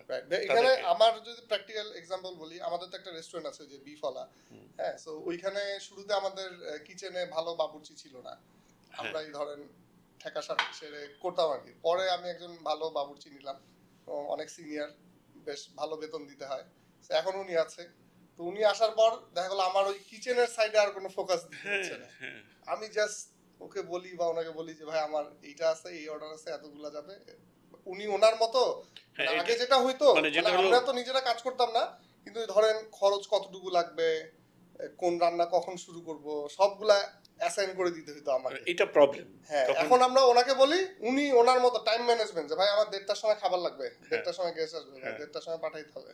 সো উনি ওনার মতো করে ওইভাবে টাইম ম্যানেজমেন্ট করে, কি কি রান্না লাগতেছে, তারপরে লোকগুলাকে চালানো। এইটা আমরা অনেক সময় মনে করি যে মানে একটু বেশি দাম, বেশি স্যালারি দেওয়া, এটা লস। কিন্তু এটা অনেক রিলিভিং ভাই আমার জন্য। হ্যাঁ, অনেক রিলিভিং না, নট অনলি অন্য সাইডে ফোকাস করতে পারতেছি। হ্যাঁ, নট অনলি রিলিভিং, বরং এটা হলো অ্যাসেট। এক্স্যাক্টলি, মানে যে মানে অনেক কম বেতনে এবং সে আসলে লায়াবিলিটি। রাইট, ঠিক আছে। তো ওই ধরনের রোল, মানে অনেক কম বেতনের রোল অ্যাকচুয়ালি ওই ধরনের গুরুত্বপূর্ণ পজিশনের জন্য রাখা উচিত না। ঠিক আছে, যারা মানে এমনি সাপোর্ট স্টাফ বা এইসব জায়গাতে হয়তো তুলনামূলক কম থাকতে পারে, বাট গুরুত্বপূর্ণ পজিশনে আমরা অনেক সময় মনে করি যে আচ্ছা ঠেলে ঠুলে চালাই, কিন্তু এটা আসলে এটা একটা দুষ্ট চক্রের মধ্যে আবদ্ধ হই আমরা, যে আমরা টাকা খরচ করছি না আমার স্টাফের পিছনে, এই জন্য আমরা বড় হচ্ছি না। আমরা বড় হচ্ছি না এই জন্য স্টাফের পিছনে খরচ করতে পারছি না। হ্যাঁ, এটা একটা দুষ্ট চক্র। এটা মানে করতে পারছি না বিধায় বড় হচ্ছে না, বড় হচ্ছে না বিধায় করতে পারছি না। সো এখানে যে প্রসঙ্গে ছিলাম ভাইয়া, যে আসলে এই যে প্রোডাক্টিভিটির যে বিষয়টা, আমাদের প্রোডাক্টিভিটি এনশিওর করে আসলে রাজনীতিতে আসা উচিত। যারা নতুন বাংলাদেশ করতে চাই বা নতুন জায়গায় আমরা এই যে পলিটিক্সে আসতে চাই, যে পলিটিক্স শুধু পলিটিক্স কোনো প্রোডাক্টিভ কোনো একটা পেশা, এটা হতে পারে। মানে আমি এটা মনে করি যে তাদেরও হওয়া উচিত যে একজন লোক, আমরা যদি ধরি একটা পার্টি, ঠিক আছে, এটা জনগণের এখানে মনোযোগ দেওয়া উচিত। মানে হলো যে আমরা যদি ধরি যে একটা পার্টি রাজনীতি করবে এবং জনগণ যদি বিশ্বাস করে যে তারা দেশের স্বার্থে রাজনীতি করবে, তাহলে জনগণের উচিত এই পার্টিগুলোকে ফান্ড করা, হ্যাঁ, ফান্ড করা। এখন এই পার্টি ফান্ড করে সে যদি একটা কর্পোরেট জব করতো বা ভালো কিছু করতো, তাহলে যে ধরনের ফ্যাসিলিটিসগুলো, স্যালারি, তারপরে মানে কি বলে চাকরি পরবর্তী সুযোগ সুবিধা, অন্যান্য এগুলো সে এখান থেকে পাবে। তখন জাতীয় তার কাছে ক্লেম করতে পারে যে we funded you to do politics for us, তুমি এটা করতেছো না আমাদের জন্য, না তুমি আমাদের। এখন যদি জাতীয় এটা না করে, তাহলে সে আসলে কেন করতেছে, কার জন্য করবে, কেন করবে? সে তো সেকুলার রাজনীতি করতেছে, এখানে আখেরাত নাই। সে তো সেকুলার রাজনীতি করতেছে, সে তো দিন কায়েম করতেছে না যে আখেরাতে কিছু পাবে। সে তার দুনিয়াতেও নাই, তো সে আসলে কি করবে? এবং দেখা যায় যে তাদের থ্রেটও তো অনেক থাকে, লাইফ থ্রেট থাকে অনেক সময়, সবকিছু নিয়ে ভাগতে হয়, পালাতে হয়, তখন তার ওই ব্যবস্থাপনাও থাকতে হয় যে এটা হলে কি হবে। তো এইখানে এইটা হতে পারে যে পার্টিগুলো জনগণের কাছ থেকে অর্থায়ন নিয়ে রাজনীতি করবে, যারা পার্টিতে ফুল টাইম দিবে বা যারা যেরকম পরিমাণে কন্ট্রিবিউট করবে টাইম অ্যান্ড এফোর্ট, তাদের কোয়ালিটি অনুযায়ী পার্টি তাদেরকে মানে স্যালারাইজড করা, এটা হতে পারে, এটা করা যেতে পারে, এটা খারাপ কিছু না। এখানে ভাই আমরা যদি আরেকটা ভিন্ন টপিকে আসি, যে আমাদের জেনারেশনকে যেটা বোঝানো হয়েছে যে অসির চেয়ে একটা মসি বড়, এটা একটা প্রবাদ ছিল যে অসির চেয়ে মসি বড়, যে এইসব রাজনীতির দরকার নেই, আমাদের এখন ফাইন্যান্সিয়ালি বা এইসব এডুকেশনে এক্সিলেন্সে আনতে হবে, এইসব রাজনীতি বা সামরিক নীতি এসব আমাদের জন্য না। লুক অ্যাট দ্য জিউস, ওরা হচ্ছে অর্থনৈতিকভাবে আগে সমৃদ্ধশালী হয়েছে, এরপরে ওরা এখন দুনিয়া চালাচ্ছে। এই কথাটা কি কতটুকু সঠিক ভাইয়া, যে অসির চেয়ে মসি বড়, যে আমাদের কি এখন কোথায় আসলে ফোকাস করা উচিত, যে ইন্টেলেকচুয়াল জায়গাগুলোতে বিজনেস এক্সিলেন্সি, সামরিক অর্থনৈতিক প্রবৃদ্ধি, নাকি যে সামরিক সাইডে বা এই যে রাজনীতি সচেতন হওয়া? এটার অনেকগুলো পার্সপেক্টিভ আছে। এটাকে যদি আমরা এক্সিস্টিং ফ্রেমের মধ্যে চিন্তা করি তাহলে একরকম, আর যদি ইসলামিক পার্সপেক্টিভ থেকে চিন্তা করি তাহলে আরেক রকম। কারণটা হলো এক্সিস্টিং ফ্রেম মানে কি? এক্সিস্টিং ফ্রেম মানে হলো তার সব কিছু কিন্তু আছে, তার একটা দেশ আছে, তার একটা রাষ্ট্র আছে, তার একটা সমাজ আছে, তার প্রশাসন আছে, এক্সিস্টিং ফ্রেম। আর ইসলামিক ফ্রেমে যদি আমি বলি আমার তো আসলে দেশ নেই, এটা কিন্তু বিটার ট্রু। আমার দেশটা আসলে কোনটা? আমার দেশটা তো সেইটা যেখানে আল্লাহর দ্বীন কায়েম আছে, ঠিক না? আমি এখানে, সো আমাদেরকে, আমরা যে কথা বলছি যে আমার এই দেশটাকে আমার বানানোর জন্য আমি এখানে জন্মগ্রহণ করেছি, জন্মসূত্রে আমি এটার নাগরিক, মালিক, জন্মসূত্রে আমি এটার নাগরিক, কিন্তু আদর্শিক সূত্রে আমাকে কিন্তু, আমার বিশ্বাসকে কিন্তু এ রাষ্ট্র ওন করে না। সো আমি যখন এই দৃষ্টিকোণ থেকে ভাববো তখন আমার এই দেশকে, আমার এই দেশের নাগরিক, মানে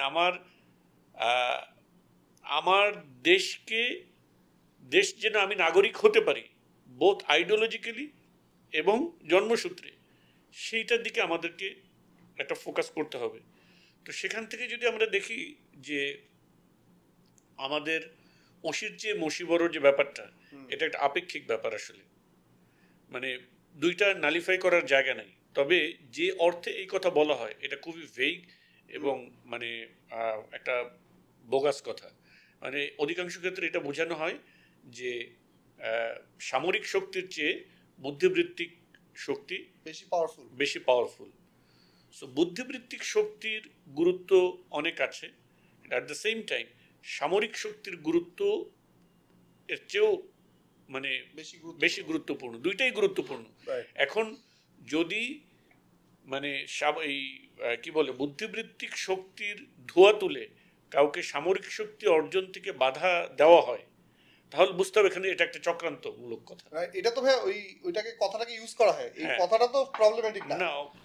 আমাদের জেনারেশনকে দেখে তোমরা এখন এইসব রাজনীতি এইসব করার দরকার নেই, পড়াশোনা করো, পড়াশোনা করে বেশি কন্ট্রিবিউশন রাখতে পারবা ইয়াতে, বা অর্থনৈতিকভাবে ব্যবসা বাণিজ্য করো, এক্সিলেন্সে আনো, জিউরা যেভাবে ওয়ার্ল্ড চালাচ্ছে, মানে কথাটাকে তো ভাইয়া ম্যানিপুলেট করা হয়েছে। শুধু জিউদের কথা বললে, জিউদের মানে একটা হলো কি, তুমি মানে জিউদের গোটা ইতিহাস যদি দেখো তাহলে কোনো বীরত্বের ইতিহাস পাবে না। দেখো তো মুসা আলাইহিস সালামের সাথে তো ওদের কোনো ইয়া নাই, জিউদের ইতিহাসে কোনো বীরত্বের ইতিহাস নেই, কোনো নাইট নাই সেখানে, তুমি খুঁজে দেখো কোনো বীর নাই গোটা ইতিহাসে। আছে কি? মিথ্যাবাদী, ষড়যন্ত্রকারী, ঠিক আছে, ওই মানে কি বলে, মানে এগুলোই আছে তাদের অ্যাগ্রেশন। তাও তার সামনে তারা ইয়ে করবে না, না তারা ফ্রন্ট ডোরে এসে অ্যাগ্রেশন, ফ্রন্ট ডোরে মানে এই প্রথমেই ওরা করছে এখন যেটা ইয়েতে, না না এটা হলো কি সম্মুখ সমর, এটা সম্মুখ সমর না, মাইন্ডিং। এখানে তারা কি করেছে, তারা আমেরিকার সাথে ব্রিটেনের সাথে এই গোটা ব্যবস্থাপনাটার সাথে আগের থেকে ষড়যন্ত্র করে এসে ক্যাপচার করে তাদের সকল সমর্থন নিয়ে, ঠিক আছে, নিরস্ত্র জনগোষ্ঠীর উপরে তারা অ্যাটাক করতেছে এবং তাদের পক্ষে কেউ দাঁড়াচ্ছে না। এখন যদি তুমি জাস্ট করে দাও যে ইউরোপ, আমেরিকা এবং তাদের সকল এলায় জুদেরকে ছেড়ে গেছে, এখনই সব ভাগবে, ঠিক আছে, ইরানের সময় দেখলাম না সবাই সব জাহাজ এরা চলে গেছে এবং মুসলমানরা তারা জাস্ট তাদের ভূমিকাটুকু রাখা শুরু করছে। তারা কি হবে? তারা একটু টিকতে পারবে, ভ্যানিশ হয়ে যাবে মুহূর্তে। সুতরাং এখানে যে অসির চেয়ে মসি বড়, এটা একটা ভেগ কথা। যদি এটার দ্বারা সামরিক শক্তিকে তাচ্ছিল্য করা হয় এবং এটার প্রয়োজন মানে নেই মনে করা হয়, এর অর্থ হলো মূলত তারা চায় যে তোমরা সামরিক শক্তি অর্জন না করো। অথচ আল্লাহ কি বলছেন? আল্লাহ বলছেন আইদ্দু লাহুম মাস্তাতাতুম মিন কুওয়া ওয়া মির রিবাতিল খাইর তুরহিবুনা বিহি আদুওয়াল্লাহ ওয়া আদুওয়াকুম ওয়া আখরিনা মিন দুনিহিম লা তা'লামুনহুম আল্লাহু ইয়ালামুহুম। আল্লাহ কি বলছেন? যে আইদ্দু লাহুম তোমাদের পক্ষে যতদূর সম্ভব শক্তি অর্জন করো, মিন কুওয়া। এবং এইখানে রাসূল সাল্লাল্লাহু আলাইহি ওয়াসাল্লাম বলেছেন আলা ইন্নাল কুওয়াতা হিয়ার রামি, আলা ইন্নাল কুওয়াতা হিয়ার রামি, আলা ইন্নাল কুওয়াতা হিয়ার রামি, তিনবার বলেছেন। কি? যে শক্তি হলো নিক্ষেপণ শক্তি। মানে এখনকার ইয়েতে যদি বলা হয়, মানে কতটুকু দূরে থেকে তুমি তোমার শত্রুকে আঘাত করতে পারো। তুমি যদি বন্দুকে পিস্তলে করো তাহলে তুমি এখান থেকে এখানে করতে পারবা, তুমি যদি রাইফেলে করো আরেকটু দূরে করতে পারবা, তুমি যদি ইয়ে দিয়ে করো মানে মিসাইল বা মানে মর্টার দিয়ে যে করো তাহলে আরেকটু দূরে করতে পারবা, তুমি যদি মিসাইল দিয়ে করো আরেকটু দূরে করতে পারবা। সো মাস্তাতাতুম মিন কুওয়া, কুওয়া কি? রামি, মানে নিক্ষেপণযোগ্য শক্তি, যেটা তুমি নিক্ষেপ করতে পারো। তাহলে এখানে রাসূল সাল্লাল্লাহু আলাইহি ওয়াসাল্লাম আল্লাহ এটা নির্দেশ দিয়েছেন। পারপাস কি? তুরহিবুনা বিহি আদুওয়াল্লাহ ওয়া আদুওয়াকুম, তোমরা আল্লাহর শত্রু এবং তোমাদের শত্রুকে ভীত সন্ত্রস্ত করতে পারবে। ওয়া আখরিনা মিন দুনিহিম লা তা'লামুনহুম, এবং আরো অন্যান্য শত্রু আছে যাদেরকে তোমরা চেনো না, আল্লাহ চেনেন। এই যে কথা অসির চেয়ে মসি বড়, এই কথাটা কাফিররা কাফিররা এসে আমাদেরকে কি বলে? শান্তি, পিস, এগুলোর কথা বলে। War is what America has been developing, এই যে F-35 যে B-2 যে বোমারু বিমান, তারা এটা কত সাল থেকে এটা বানাচ্ছে? 1950 সালে মনে এটা বানাচ্ছে। আচ্ছা, কত আগে থেকে বানায় তারা এমন অস্ত্র তাদের কাছে মজুদ করে রাখছে যে তারা আমেরিকা থেকে উড়ে গিয়ে পৃথিবীর যে কোনো জায়গাতে বম্বিং করতে পারবে without depending on any third country. আবার কামব্যাক করতে পারবে। এটা কেন তারা করছে? তার মানে কি? তাদের এলাই সারা দুনিয়া জুড়ে স্টিল তারা কিন্তু কাউকে ইন টাইম অফ নিড, সে যেন কারো কোনো সহযোগিতা ছাড়া ওয়ার্ল্ডের যে কোনো জায়গাতে অ্যাটাক করতে পারে সেই প্রস্তুতি সে রাখছে। আমাদেরকে বলতেছে পিস, ঠিক আছে? সো আমাদেরকে বলতেছে পিস, তাদের কাছে পিস মানে হলো কি জানো? তোমাদেরকে আমি মেরে শেষ করে ফেলবো, না তোমাদেরকে আমরা মেরে শেষ করে ফেললে আর কোনো সাউন্ড নাই, এটাই হলো পিস। মানে প্রতিবাদ করবা না, কোনো কথা বলবা না। এবং এইটাই অসির যে মুসিবর কথা, এটা আল্লাহ তাআলা বলছেন কোরআনে, ওয়াদ্দু লাউ তাগফুলুনা আন আসলিহাতিকুম ওয়া আমতিআতিকুম, তারা চায় তোমরা তোমাদের অস্ত্র শস্ত্র থেকে উদাসীন হয়ে যাও, ঠিক আছে? লাউ তাগফুলুনা আন আসলিহাতিকুম ওয়া আমতিআতিকুম, এটা রেফারেন্সটা যদি আমাদের একটু বলেন। সূরা নিসায় আসছে, আয়াত নাম্বারটা আমার এক্স্যাক্টলি মনে নাই। সূরা নিসাতে, হ্যাঁ, আল্লাহ বলছেন ওয়াদ্দু, তারা চায়, লাউ তাগফুলুনা আন আসলিহাতিকুম ওয়া আমতিআতিকুম, তোমরা তোমাদের অস্ত্র এবং সম্পদ থেকে যেন তোমরা গাফিল হয়ে যাও যদি, ফায়ামিলুনা আলাইকুম মাইলাতাও ওয়াহিদা, তারা তোমাদেরকে একযোগে অ্যাটাক করবে, মানে একচোটে ধ্বংস করে দিবে যে তোমরা অস্ত্র থেকে। আল্লাহর কথা। এবং এই জন্য ওই যে যুদ্ধের সময় যখন সালাত আদায় করা হয় তখন কি একদল দাঁড়িয়ে যাবে, এক রাকাত পড়বে, আর একদল আসবে তাদেরকে পাহারা দিবে, তারা এক রাকাত পড়বে, তারা পাহারা দেবে, অল্টারনেটিভ কোনো অবস্থাতে এটা না। সুতরাং ইসলামে এইটার মানে গুরুত্ব অনেক বেশি, ঠিক আছে, সামরিক শক্তির। এইখানে তো ভাইয়া ওসি আর মসি তো ধরেন একই সাথে আমরা যদি ধরি যে মানে এটা একটা দ্বারা আরেকটাকে নালিফাই করা হচ্ছে, দ্যাট ইজ দ্য মানে problematic part of this wording. Mutually exclusive না, অবশ্যই না, দুইটাতেই স্ট্রং হতে পারে, হইতে হবে। এখন একজন যদি এরকম হয় ব্যাপারটা যে সে শুধু সামরিকভাবে শক্তিশালী তার কোনো পড়াশোনা জানে না। বুদ্ধিবৃত্তিক না, তার কোনো বুদ্ধিবৃত্তিক মানে আদর্শগত বুদ্ধিবৃত্তিক কোনো স্ট্যান্স নাই, Right. জ্ঞান নাই, তাহলে কি হবে? তাহলে এটা ফাংশন করবে না। সো এটা মিউচুয়ালি এক্সক্লুসিভ না যে, কিন্তু এইভাবে বোঝানো হয় মানে ওইটা বলা তোমার যায় দরকার নেই। আর আগে তোমরা অর্থনৈতিক ভাবে আগে আমরা সমৃদ্ধি অর্জন করি, বা পড়াশোনা কয়জন নোবেল লরিয়েট আছে তোমাদের, নোবেল ওদের লরিয়েট আছে মানে কতজন? কয়জন দালাল আছে, হ্যাঁ। এটা ইটস আদার ওয়ার্ডিং, অ্যাকচুয়ালি কয়জন দালাল আছে তাদেরকে। রাইট। সো এখানে ভাইয়া খুব ইম্পর্টেন্ট একটা বিষয় উঠে আসছে যে আল্লাহ বলতেছেন যে ভীত সন্ত্রস্ত, মানে তোমরা অস্ত্র থেকে গাফেল হয়েও না, যাতে মানে শত্রুর মনে ভয়, তোমাদের সম্বন্ধে ভয় থাকে। এবং এটা কিন্তু আমরা এখনকার প্রেক্ষাপটে প্রমাণ পাচ্ছি ভাই, যেমন ধরেন পাকিস্তানে ইরানে কিন্তু অ্যাটাক করছে, ওদের নিউক এখন ওরা ডেভেলপ করতে পারে নাই, এই সুযোগে কিন্তু ওরা অ্যাটাকটা করেছে, কিন্তু পাকিস্তানে কিন্তু আসার সুযোগ পায় নাই, বা ধরেন ভারত পাকিস্তানের যে যুদ্ধটা খুব বেশি কিন্তু প্রলং করেনি। তো এটা ভুট্টো সাহেবের একটা কথা আছে যে উনি যখন এটা নিউক ডেভেলপ করে, ইন্ডিয়া অলরেডি করে ফেলছে ডেভেলপ, তো উনি তখন বলছে যে আমরা ইকোনমিক অবস্থা যাই হোক, আমরা গাছের পাতা খেয়ে থাকবো, তারপর আমরা নিউক বানাবো আর কি, নিউক্লিয়ার উইপন বানাবো। এবং এই দূরদর্শিতারই কিন্তু ফল আজকে পাকিস্তান দেখেন, ওরা ফিনান্সিয়াল অনেক উইক হওয়া সত্ত্বেও বা অনেক ভালনারেবল একটা জিওগ্রাফিক জায়গায় থাকার পরেও কিন্তু মানে অন্য পরাশক্তি এরকম আক্রমণ থেকে তারা মোটামুটি সেভ আছে। এখানে এখানে মানে একটু ব্যালেন্সড ভাবে আমাদের ইয়ে করা দরকার। একটা হলো যে আমরা জানি যে এটা সম্ভবত 1998, তাই না?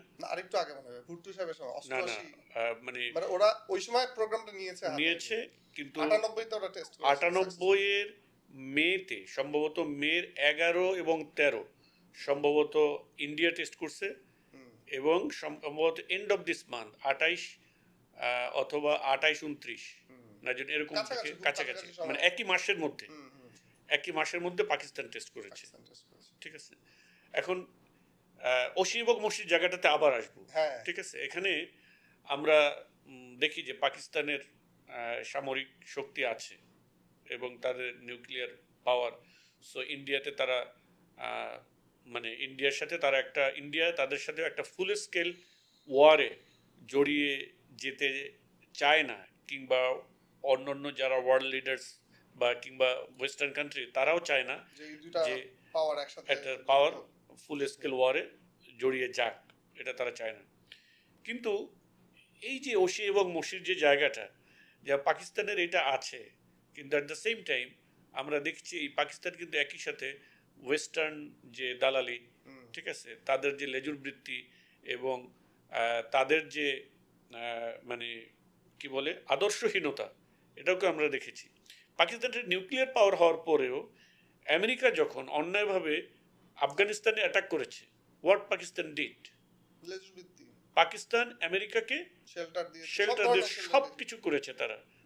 আচ্ছা, সব কিছু তারা দিয়েছে, তারা তো নিউক্লিয়ার পাওয়ার, তারা বলতে পারতো no we are not going to do that. তখন তারা কি বলতো, তাহলে তোমার উপরে আমি অ্যাটাক করব। তাহলে যে আচ্ছা, যে অ্যাটাকের আমরা বলছি যে ইন্ডিয়া যে কারণে অ্যাটাক করে না পাকিস্তানের নিউক থাকার কারণে, তাহলে আমেরিকা তো এই একই কারণে অ্যাটাক করতো না, যে তুমি যদি আমাকে ইয়ে করো তাহলে আমিও করব। এই যে স্ট্যান্সটা তারা নিতে পারে নাই, এটা হলো তার মসি নাই, মানে তার আদর্শ নাই। পাকিস্তানের তাদের শাসকদের আদর্শ নাই। আমরা কদিন আগেও কি দেখছি, পাকিস্তানের যে আসিফ মনির, সে আমেরিকাতে গিয়ে ট্রাম্পের সাথে বসে আসছে এবং তাকে নাকি শান্তিতে নোবেল দেওয়া উচিত। ঠিক আছে, এই সমস্ত দালালি কথাবার্তা, মানে এটা খুবই লোয়ার ক্লাস, বা যাদের কোনো গায়রাত নাই, ব্যক্তিত্ব নাই, আত্মমর্যাদা নাই, তারা এগুলো করতে পারে। বিং আ নিউক্লিয়ার পাওয়ার স্টেটের, সে হলো তাদের সেনাপ্রধান, তাই না?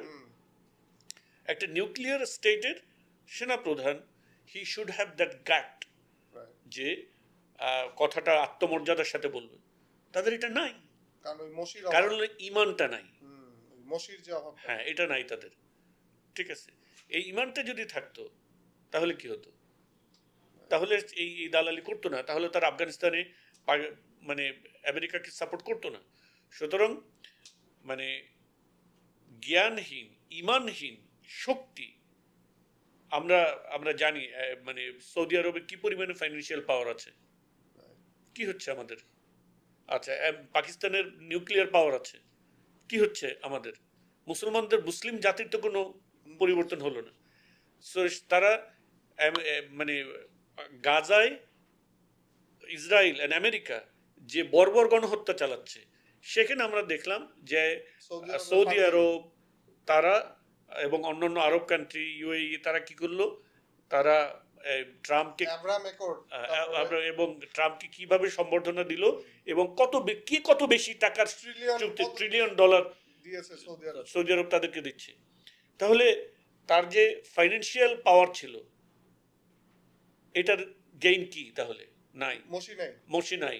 পাকিস্তানের যে নিউক্লিয়ার পাওয়ার ছিল, তারা আমেরিকার যে দালালি করতেছে, ঠিক আছে, এবং মুসলমানদের বিরুদ্ধে কাফিরদেরকে সহযোগিতা করছে, তাহলে তার নিউক্লিয়ার পাওয়ারও তাকে কোনো কিছু দিল না, আর তার ফাইন্যান্সিয়াল পাওয়ারও, মানে সৌদি আরবের ফাইন্যান্সিয়াল পাওয়ারও তাকে কিছু দিল না। তার কি নেই আসলে? তার ঈমান নাই। এখানে মসি বলতে আমি ঈমানকে বুঝাবো, knowledge. This is ultimate sign of knowledge. ঠিক আছে, যদি এটা সেকুলার দৃষ্টিভঙ্গি, তো ভাই আমি যদি একটা অপ্রেসড একটা জনগোষ্ঠীর পাশে যদি না দাঁড়াতে পারি, তাহলে আমার এইসব পাওয়ার দিয়ে কি এটা কি? আমি দেখছি যে এটা দাঁড়া এর বিপরীতে যদি আমরা গিয়ে দেখি, আফগানরা যে দাঁড়িয়েছে, গোটা পৃথিবী, গোটা ওয়েস্ট আমেরিকা একত্রিত হয়ে, নেটো সব একত্রিত হয়ে আফগানিস্তানে এসছে এবং তারা পরাজিত হয়ে এখান থেকে গিয়েছে। মোল্লা ওমরের ব্যাপারে বুশ বলেছিল তাকে ইয়ে করবে, পরাজিত, তাকে গ্রেফতার করে নিয়ে যাবে, এটা জীবিত অথবা মৃত। ঠিক আছে, ওনার একটা কওল শোনা যায় আর কি, যে উনি বলেছিলেন যে আল্লাহ ওয়াদা করেছে আর বুশও ওয়াদা করেছে, আমি দেখবো যে কার ওয়াদা সত্য। সো যখন তার ঈমান যুক্ত হয়েছে, Afghanistan, it doesn't even produce a needle, একটা সুইও উৎপাদন করে না। He defeated the whole world. They defeated the whole world.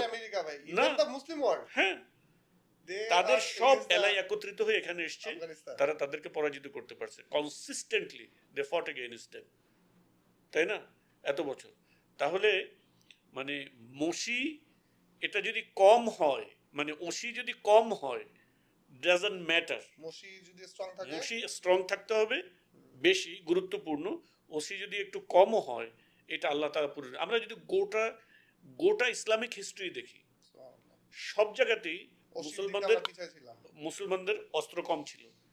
এবং আমার কাছে একটা জিনিস, মানে এটা আমার পার্সোনাল অবজারভেশন, সেটা হলো যে আল্লাহর উপরে ডিপেন্ড করাটা, এইটা মূলত মানে আসলে গোটা পৃথিবীতে যে সত্য এবং মিথ্যার যে দ্বন্দ্ব, সংঘাত, বাতিল এবং হকের, এটা আসলে আল্লাহ তাআলা যে মানে আল্লাহ তাআলা যেটা লাগিয়েছেন, ঠিক আছে, সত্য এবং মিথ্যার মাঝে যে দ্বন্দ্ব, ঠিক আছে, এইটার ভিতরে আল্লাহ তাআলা আসলে কি দেখতে চান?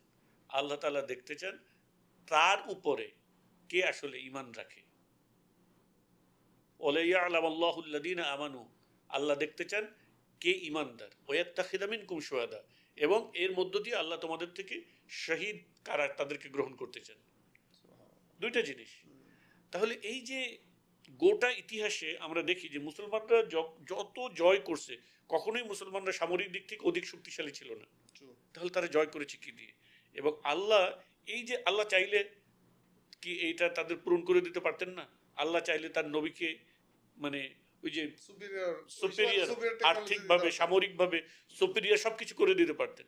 কিন্তু আল্লাহ দেখতে চান ঈমানদাররা যেন তাদের অস্ত্রের উপরে, তাদের শক্তির উপরে নির্ভর না করে, তারা কেবল যেন শুধু আল্লাহর উপরে নির্ভর করে। এই জন্য আল্লাহ ঈমানদারদেরকে সবসময় একটু মানে অস্ত্র এবং অর্থের দিক থেকে একটু এরকম রাখছে। একটা যুদ্ধে তো ভাইয়া মুসলিমরা একটু বেশি শক্তিশালী ছিল, ওই তখন পরাজিত হয়েছিল, ঠিক আছে, হুনাইনের যুদ্ধে।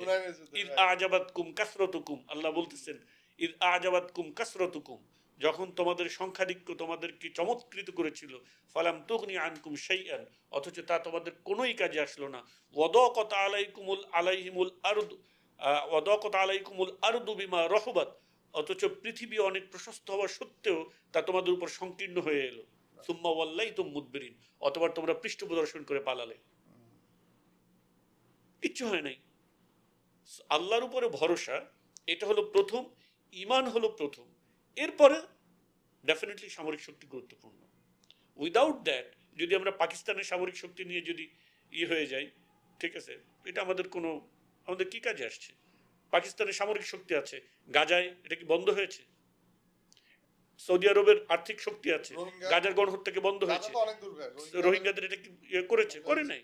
সো এই স্টেটগুলো, এইটা মুসলমান রাষ্ট্র, ইসলামী রাষ্ট্র না, ইসলামের মুসলিমদের পক্ষের না। এটা ট্রেডিশনালি মুসলমানরা এখানে বসবাস করে, কিন্তু এর রাষ্ট্র ব্যবস্থা গোটাটাই সেকুলার এবং ওয়েস্ট নিয়ন্ত্রিত। এটা তখনই এই নিউক্লিয়ার পাওয়ার কাজে লাগবে যখন সেটা ইসলামিকদের, মুসলিমদের, ইসলামী রাষ্ট্রের নিয়ন্ত্রণে থাকবে, আদারওয়াইজ নট। এটা কোনো এখানে ভাই একটা যেটা কথা আসে যে আমাদের অনেক প্র্যাকটিসিং মুসলিম বা মুসলিমরা দেখি যে ওই যে আপনি যেটা বললেন যে আমরা অলওয়েজ এই সামরিক দিক দিয়ে, সক্ষমতার দিক দিয়ে পিছায় ছিলাম। সো বাট এইটা কি ভাইয়া মিন করে যে আমরা সামরিক শক্তি অর্জনে খুব বেশি মনোযোগ দিব না? এটা তো অনেক দেখা যায়। এখন ধরেন বিজনেসের ক্ষেত্রে আমরা বলি যে এত দুনিয়াবি জিনিস করে না, এটা না এরকম না। ব্যাপারটা হলো যদি একটু ব্যালেন্স, এইটার ব্যালেন্সটা হলো যে অ্যাকচুয়ালি আমি বলি, পৃথিবীর মানে বস্তুগত জিনিসের পিছনে বস্তু তার কিন্তু বস্তুগত নীতিতে চলবে। মাইন্ড ইট, বস্তু তার বস্তুগত একটা কি আছে, একটা রুলস আছে, তাই না? বস্তুগত রুলসে বস্তুর পিছনে প্রচুর পরিমাণে সময় দেওয়া, এবং এইটা কি ডু অর ডাই, এইটা কি তার day and night, life and death, purpose, মানে জীবনের লক্ষ্য উদ্দেশ্য সব কিছুকে পরিণত করা, এটা আসলে কোনো মুসলমানদের পক্ষে সম্ভব না। এখন একজন মানুষ, ধরলাম একটা বিজনেস, একই বিজনেস, একজন মানুষের কাছে বিজনেসটা হলো এইরকম, it is just a means to live the life. সে বিজনেসকে কিন্তু এইভাবেই দেখবে, ওকে আমার এটা দিয়ে জীবন চলা দরকার, সে যতটুকু উপার্জন হলে হয় হি ইজ হ্যাপি, আমি আর ফ্যামিলি রান করতে পারি। এরপরে সে কি করবে? এরপরে সে শুক্রবার দিন নামাজে চলে যাবে, সে তবলিগে চলে যাবে, সে দিনের কাজকর্মে বাইরে চলে যাবে, রাজনীতি করবে। কিন্তু সে কিন্তু তার কেবল ব্যবসাকে ডু অর ডাই, জীবন এবং মরণ, লক্ষ্য উদ্দেশ্য, এগুলো কিছু একজন মুসলিম পরিণত করতে পারে না। না পারার কারণে কিন্তু একজন সেকুলার, সে তার ব্যবসাকে মানে জীবন মরণ লক্ষ্য উদ্দেশ্য সবকিছু করতে পারে। সেকেন্ড যে ব্যাপারটা থাকে মুসলিমদের, বিশেষ করে বর্তমান এই সময়ের ভিতরে, যে অনেক রুলস রেগুলেশন আছে, হালাল হারামের ব্যাপার আছে, যেগুলো যখন তারা মেনে চলে তখন তারা অনেক কিছু করতে পারে না, তখন তাদের অনেক অ্যাচিভমেন্ট কঠিন হয়ে যায়। আমরা যদি বইয়ের পাবলিকেশনে আমরা আছি, আমরা যদি বইয়ের কথা বলি, ঠিক আছে, আমরা করতে পারি না, কি বলে, যে কোনো পেন্টিং আমরা করতে পারি না, শারিয়া কমপ্লায়েন্স মেনটেন করে পেন্টিং করতে হয়। আমরা সুশুরি দেওয়া বই বিক্রি করতে পারবো না, ঠিক আছে, যেটা মানুষ মানে কিনে দেদারসে কিনবে। সো যখন আমরা শারিয়া কমপ্লায়েন্স মেনটেন করব এবং যখন আমরা বৈষয়িক মানে ব্যবসা বাণিজ্য বা বস্তুকে আমাদের জীবনের লক্ষ্য উদ্দেশ্য না বানাবো, স্বাভাবিক, কারণ আমরা এটা একটু কম পাবো। It's natural consequence. এটা ব্যাপারটা ওরকম না, বুঝতে পারছি। থার্ড আরেকটা জিনিস আছে, দুনিয়াতে কাফের মুশরিকদের ব্যাপারে তারা বেশি পাবে, আমরা একটু কমই পাবো দুনিয়াতে। এইটার কথা আল্লাহ তাআলা কোরআনে বলছেন, কোরআনে আছে এটা, একটু যদি এলাবোরেট করেন। হ্যাঁ, সেটা হলো যে দেখো, একজন ভালো কাজ, ধরো কিছু ভালো কাজ, ধরো একজন মানুষকে হেল্প করা, কোনো একজন মানুষের কোনো উপকার করা, এই ধরনের নর্মাল ভালো কাজ, এটা কিন্তু ইররেসপেক্টিভ অফ রিলিজিয়ন সব মানুষই কিন্তু টুকটাক করে না? এখন মুসলমানরা যত ভালো কাজ করে, এই সব ভালো কাজের আলটিমেট রিওয়ার্ডের জন্য আল্লাহ তাআলা আখিরাত রাখছেন। এখন একজন মানুষ ধরো বিধর্মী, খ্রিস্টান, ইহুদি, নাসারা, হিন্দু, বৌদ্ধ, খ্রিস্টান, সেও কিছু ভালো কাজ করছে, তার আখিরাত নাই, আল্লাহ তাআলা তাকে কিন্তু ওইটা রিওয়ার্ড দুনিয়াতে দিয়ে দেন। বুঝতে পারছি? এখন আমিও একই কাজ করছি, সেও একই কাজ করছে, এখন আমার রিওয়ার্ড আল্লাহ তাআলা আখিরাতের জন্য রেখে দিচ্ছেন, আখিরাত আমাকে দিবেন। ওরটা তো দুনিয়াতেই আল্লাহ, কারণ ওর তো আখিরাত নেই, ওকে তো রিওয়ার্ড থেকে তো আল্লাহ তাআলা বঞ্চিত করবেন না। আল্লাহ তো মানে আদল, আল্লাহ তাআলা আদিল, আল্লাহ তো ইনসাফ করবেন। সো ওর যে ভালো কাজের রিওয়ার্ড ওইটা তো ওকে দুনিয়াতে দিবেন। ওর রিওয়ার্ডটা দেখা যায় বিজনেস বুম করছে। হ্যাঁ, তার অনেক কিছুতে সে পাচ্ছে। এ কারণে বিধর্মী সেকুলার, ঠিক আছে, যারা আখিরাতে বিশ্বাস করে না তাদের দুনিয়াতে মানে তাদের প্রাপ্তি একটু বেশি থাকে। এবং আল্লাহ তাআলা কোরআনে বলছেন যে ওয়ারাফানা বাদুহুম ফাওকা বাদিন দারাজাত লিয়াত্তাখিযা বাদুহুম বাদান সুখরিয়া ওয়া রাহমাতু রাব্বিকা খায়রুম মিম্মা ইয়াজমাউন ওয়ালাউলা আইয়াকুনা আন-নাসু উম্মাতান ওয়াহিদা। বলছেন যে সব মানুষ একদল হয়ে যাবে, এই আশঙ্কা যদি না থাকতো, লাজআলনা লিমান ইয়াকফুরু বির-রহমানি লিবুয়ুতিহিম সুকুফাম মিন ফিদ্দাহ ওয়া মাআরিজ আলাইহা ইয়াজহারুন। আচ্ছা, আল্লাহ বলতেছেন যে রহমানকে অস্বীকারী মানে আল্লাহকে অস্বীকারীদের জন্য আমি কি করতাম, তাদের এমন বাড়ি বানাইতাম তাদের ছাদ হইতো স্বর্ণের। আল্লাহকে অস্বীকারীদের, হ্যাঁ, মানে কাফিরদের জন্য আল্লাহ এমন বাড়িঘর বানায় দিতেন যে যার ছাদ হবে স্বর্ণের, যার তাকিয়া হবে ওয়া মাআরিজ আলাইহা ইয়াজহারুন ওয়া লিবুয়ুতিহিম আবওয়াবান ওয়া সুরুরান আলাইহা ইয়াত্তাকিউন।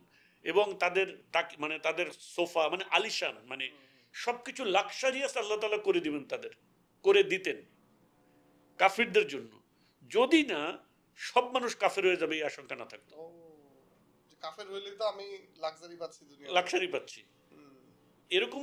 কেন ভাই কারণটা? এটা হলো গিয়ে যে তাদের তো আখিরাত নাই, আল্লাহর, তারা তো আল্লাহরই বান্দা, তাকে দুনিয়াতেই দিয়ে শেষ করে, হ্যাঁ দুনিয়াতেই দিয়ে শেষ করে দিবেন। আল্লাহ আখিরাতে বান্দাকে আনলিমিটেড দিবেন এবং কখনো সেটা নেবেন না, আনলিমিটেড লাইফ দিবেন। এইটার এগেইনস্টে 40-50 বছরের 60 বছরের জীবন তো আসলে কিছু না। সো এই সময়ে যদি আল্লাহ তার বান্দাকে, তুই তো আমারই সৃষ্টি, ঠিক আছে, আমি তোকে বানাইছি, তোকে আমি দিতে চাই, আল্লাহ যদি দিতেন এরকম, তাহলে আল্লাহ এরকম করে দিতেন। কিন্তু আল্লাহ এই জন্য দেন নাই যে এরকম দিলে সব কাফের হয়ে যাবে। এই জন্য আমরা দেখতে পাই যে হিন্দু, বৌদ্ধ, খ্রিস্টান, তাদের মধ্যে ধনী, এই গরিব আছে, অসহায় আছে, দরিদ্র আছে, অসুস্থ আছে, রোগী আছে, ঠিক আছে, একটা স্বাভাবিকই আছে। কিন্তু অ্যাট দ্য সেম টাইম আবার তাদের মাঝে তুলনামূলকভাবে ধনবান লোকদের সংখ্যা বেশি। এর কারণ হলো ওইটা। কিন্তু এইখানে ভাই একটু যদি আরেকটু বলে অ্যাড করি, যে ধরেন এখানে আমাদের এই যে মুসলিমদের মধ্যে একটা মিডিওক্রিটি লক্ষ্য করা যায় এই ফিলোসফিটাকে কেন্দ্র করে, যে আরে আমরা দুনিয়াতে তো আগাইতে পারবো না, বা না, এটা ভুল। বেস্ট হওয়ার যে বিষয়টা, না, এখন একটা মিডিওক্রিটি দেখা যায়। আমরা একটা ইসলামিক প্রতিষ্ঠান করছি না, চলতেছে না, এটা রাইট না। রাইট, মানে হলো ওইটা হলো গিয়ে আল্লাহর সুন্নাহর খেলাফ। whenever you do something, do at its best. আল্লাহ বলছেন হাল জাযাউল ইহসান ইল্লাল ইহসান। যে কাজটা তুমি করবা আল্লাহ তাআলার, এটা আল্লাহর সুন্নাহ। আমরা যদি আল্লাহর সৃষ্টির দিকে তাকাই, each and every single creation, each and every single, এটা একেবারে একটা গুয়ের পোকা থেকে নিয়ে শুরু করে হাতি পর্যন্ত, হাতি কিংবা আরো সুন্দর সৃষ্টি, মানে প্রত্যেকটা সৃষ্টির ক্ষেত্রে যদি আমরা দেখি আল্লাহ তাআলা এটাকে এক্সেলেন্স দিয়েছেন এখানে, এটা আল্লাহর সুন্নাহ। এবং আল্লাহ বলছেন হাল জাযাউল ইহসান ইল্লাল ইহসান, যে এক্সেলেন্সের যে বদলা হলো এক্সেলেন্স। মানে হলো তুমি যদি তোমার কাজটা ইহসানের পর্যায়ে করো তাহলে তুমি আল্লাহ থেকে ওই রিওয়ার্ডটা পাবা। সো এখন এই এক্সেলেন্সের সংজ্ঞা কি, এই এক্সেলেন্সের সংজ্ঞা কি, এইটা একজন কাফিরের কাছে একজন মুমিনের কাছে ডিফার করে।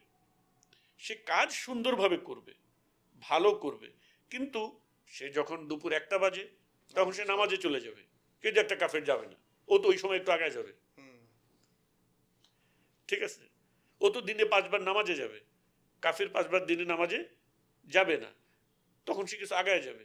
কাফের সেকুলার, সে ঘুষ দিবে, সে তো ঘুষ দিবে না, সে টেন্ডারটা পাবে না, সেখান থেকে কিছু আগায় যাবে, ঠিক আছে, কিন্তু কাজ না, বারাকা পাবে, বারাকা পাবে, অবশ্যই মুসলিম বারাকা পাবে। You will see that they are leading happy life.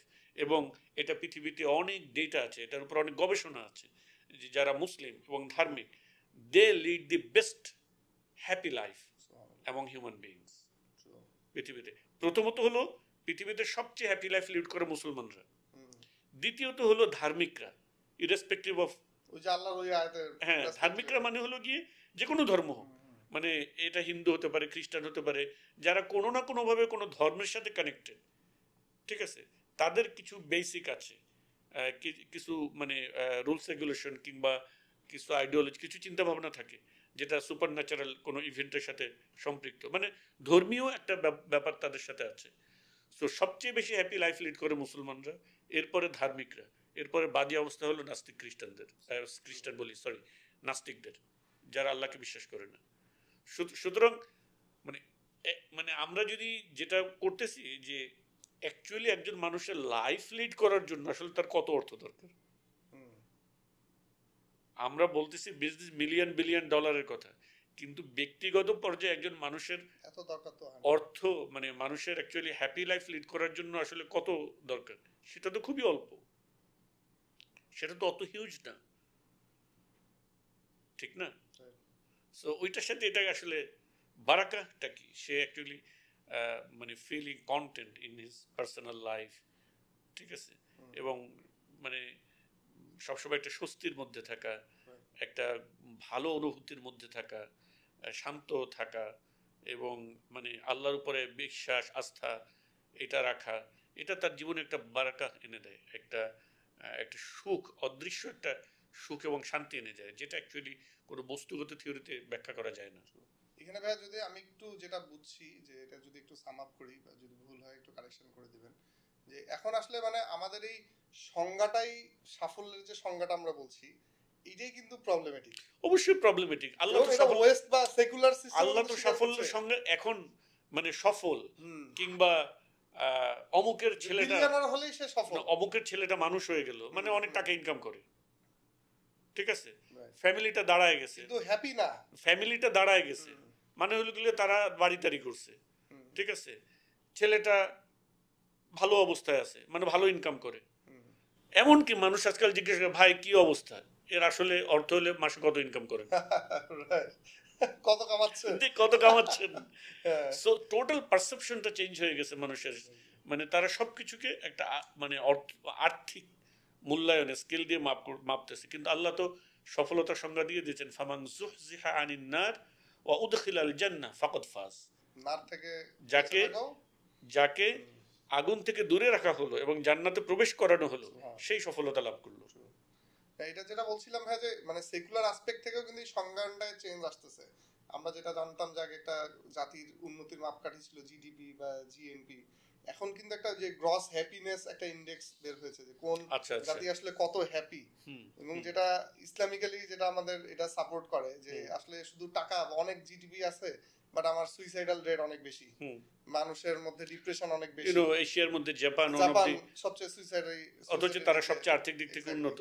So এইটা এই ফিলোসফি বা আপনার আলোচনা থেকে এটাই বোঝা যায় যে মানে আমাদের যে সংজ্ঞায়নটা এটাই প্রবলেমেটিক, আমাদের যে আলটিমেটলি হ্যাপি থেকে, বাট আমরা কাজটা এক্সেলেন্ট করব, আমরা যে যে যার যে কাজটা এটা কাজটা এক্সেলেন্ট করার, এটা হলো কাজের সুন্নাহ।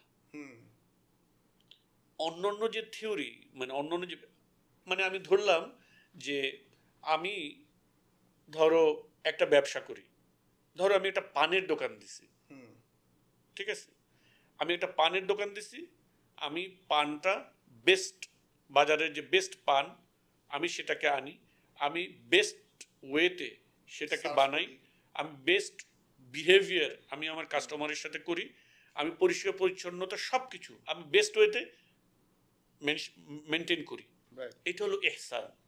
নাও আমার দৈনিক যদি আমি 1000 পিস পান বিক্রি করি, তাহলে আমার 1000 পিস পান বিক্রি করলে আমার ধরলাম 10 টাকা করে 1000 টাকা লাভ হয়।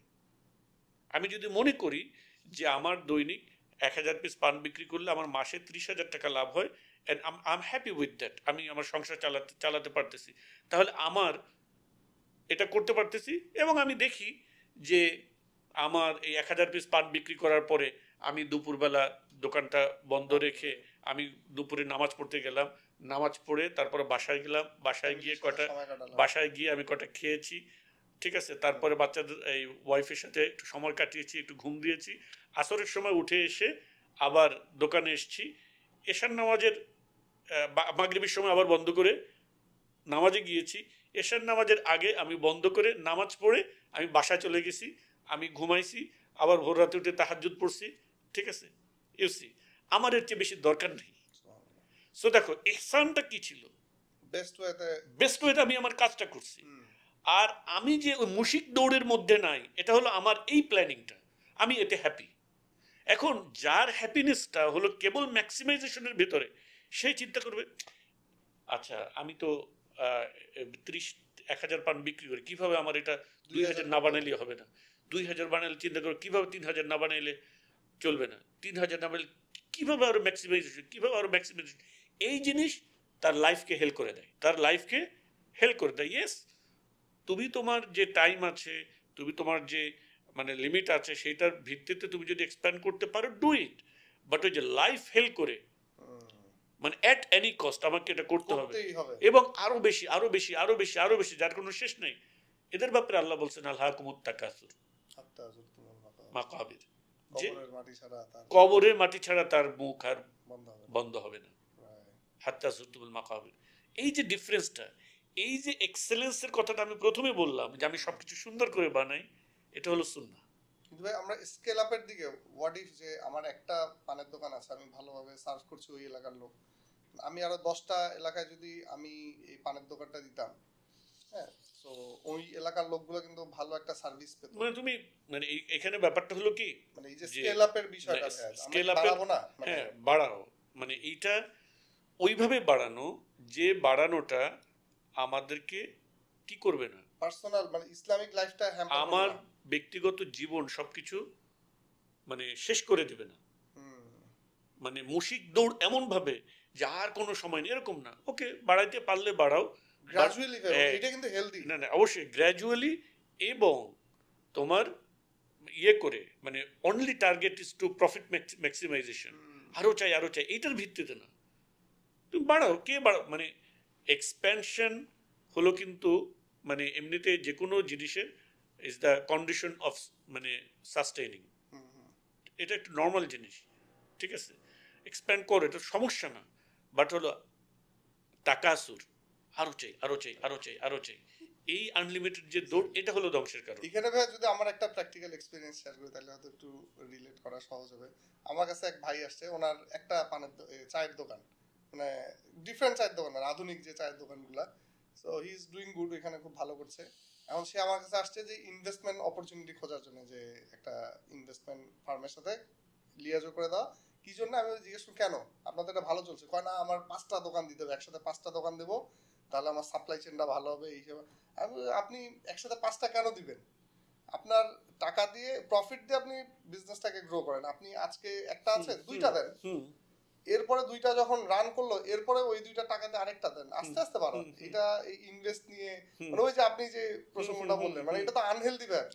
সেকুলারলিও যদি আমরা দেখি, মানে বিজনেস, এটা হলো তাকাসুর, এটা হলো ওই তাকাসুর, আরো চাই আরো চাই আরো চাই, দ্রুত চাই, রাইট, দ্রুত চাই, নট অনলি আরো চাই, দ্রুত চাই, বাট অলসো দ্রুত চাই। এইটা হলো কি, এই জিনিসটাকে আমি অনেক সময় এইভাবে চিন্তা করছি যে এটা হলো আমাদের আল্লাহর উপরে রাজ্জাক হিসেবে মানে ইমানের ঘাটতি। মানে হলো ধরো অধিকাংশ মানুষ চায় কি, বলে যে অ্যাকাউন্টে যা টাকা আছে সারা জীবন বসে খেতে পারবে, এটা কিন্তু একটা কমন কথা। ওই সারা জীবন ঠ্যাংয়ের উপর ঠ্যাং তুলে খাওয়া বলে না মানুষ, 3 পুরুষ খাইতে পারবে। মানে কি, সে মনে করে যে সে তার অ্যাকাউন্টে টাকাই তার রিজিককে নিশ্চিত করে। এক, দেখো এই যে কত মানুষের কত টাকা ছিল, একটা রোগ হলে তো শেষ। আচ্ছা, এটার উপর ডিপেন্ড করে না। সেকেন্ড হলো, দেখো আমার একটা রিজিক, আমার হায়াত যদি থাকে 70 বছর, তো যে রিজিকটা আল্লাহ তাআলা নির্ধারণ করে রাখছেন আমাকে 60 বছর বসে দিবেন, আমি চাচ্ছি এখনই কনফার্ম করতে, আমার অ্যাকাউন্টে টাকা রেখে কনফার্ম করতে চাচ্ছি যে আমার ওই 60 বছর সময়ের রিজিক আমার এখন আমার এখনই আছে। ইট ইজ লাইক তোমার ঘরে একজন মেহমান আসছে, ঠিক আছে, সকালবেলা আসছে, সকালবেলা নাস্তা দিছো, এখন তুমি বলতেছো দুপুরে খাবার এখন এনে টেবিলে রাখেন, নাইলে আমি বিশ্বাস করি না দুপুরে খাইতে দিবেন। আসলে আছে কিনা খাবার, এটা কেমন ব্যাপারটা? আমরা যখন কেবল আমাদের অ্যাকাউন্টের উপরে বিশ্বাস করতে চাই যে কত টাকা আমার এখন জমা আছে, ওইটা থাকলেই আমি নিশ্চিন্ত হব, না হলে নিশ্চিন্ত না কালকের কি হয়।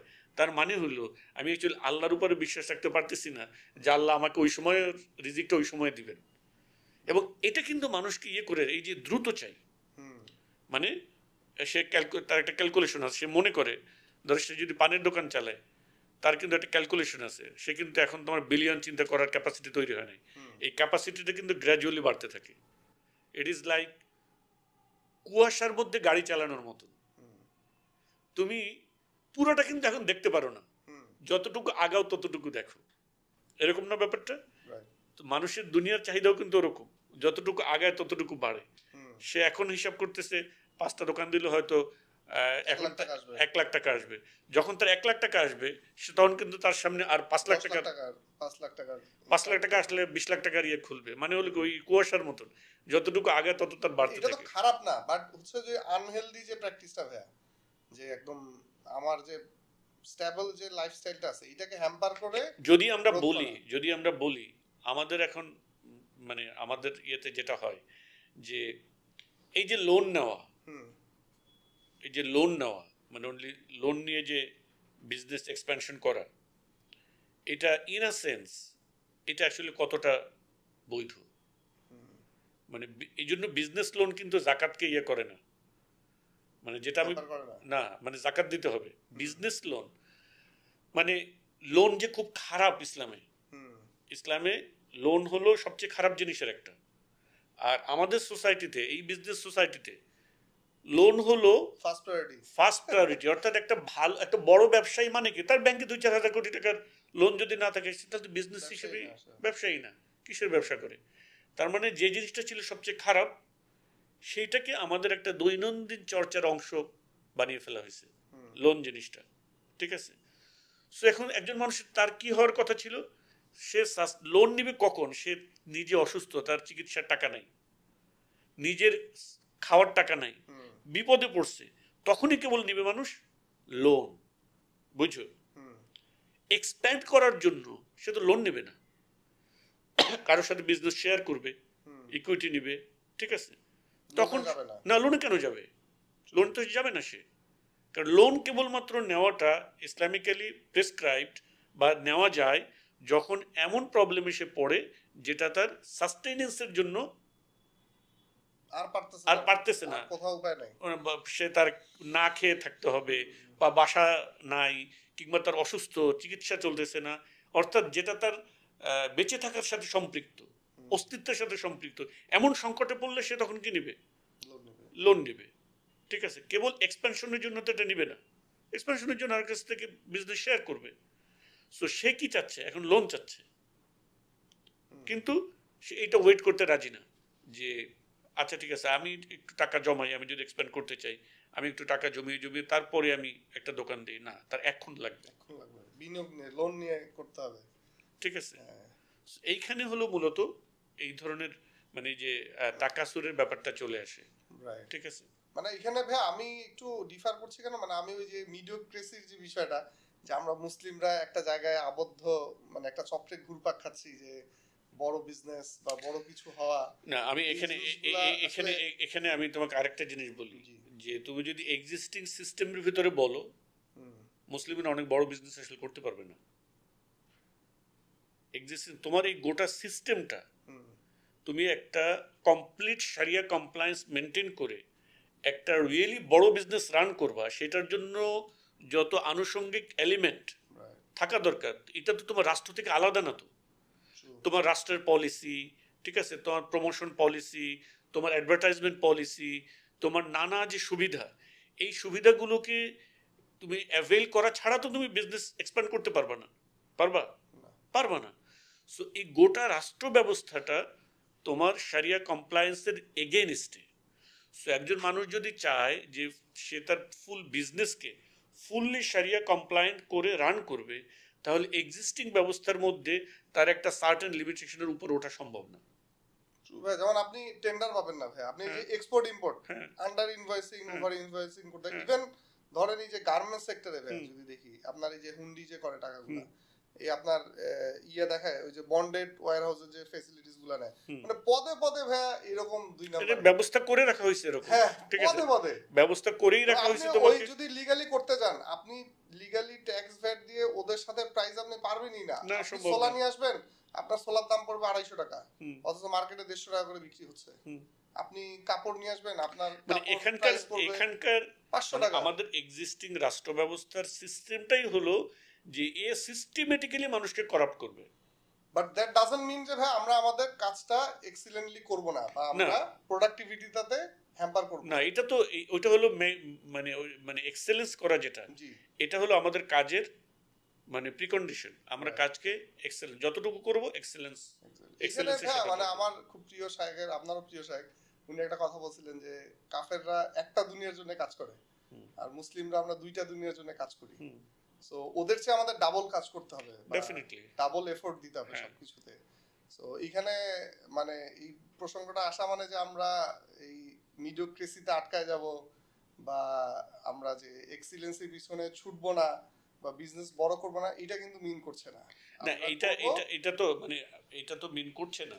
মানে অবশ্যই বিজনেস বড় করা, কিন্তু একজন সেকুলার কিংবা একজন নন মুসলিম যার আখিরাত নাই, সে তার বিজনেসকে যেরকম জীবনের লক্ষ্য উদ্দেশ্য বানিয়ে ফেলে বা ফেলতে পারে, একজন মুসলিম ওইভাবে বানিয়ে ফেলতে পারে না বা পারবে না। সে বিজনেসটা হলো তার কাছে অ্যাকচুয়ালি ইজ আ মিনস, আর তার কাছে হলো লক্ষ্য। এই যে পার্থক্যটা, একজন মুসলিমের কাছে দুনিয়ার সবকিছু হলো মিনস, মাধ্যম টু অ্যাচিভ আল্লাহস প্লেজার, আল্লাহর সন্তুষ্টি অর্জনের মাধ্যম, আর কিছু না। ওইটা ছাড়াও যে এক্সিস্টিং যে ব্যবস্থাটা বললেন, এটা কিন্তু এটা গ্লাস সিলিং বলে ভাই। আপনি একটা পর্যায়ের পরে আসলে আটকায় যাবে। এবং আপনি ধরেন আমি অপু ভাইদের সাথে একটা প্রজেক্ট, ওই যে যখন এনজিওদের সাথে কাজ করার একটা প্রজেক্ট সরোবর যখন শুরু হলো, তখন ওনারা একটা কি নিয়ে আসলে একটা এনজিওর কাজ, একটা ট্রেনিং সেন্টার দিতে হবে। তো ওইখানে অনেকগুলো শর্ত, যে মহিলাদের ট্রেনিং দিতে হবে। এখন তো ওইটাতে আরো অনেক কিছু অ্যাড হয়েছে, এলজিবিটিকিউ এটা সেটা এইসব জিনিস।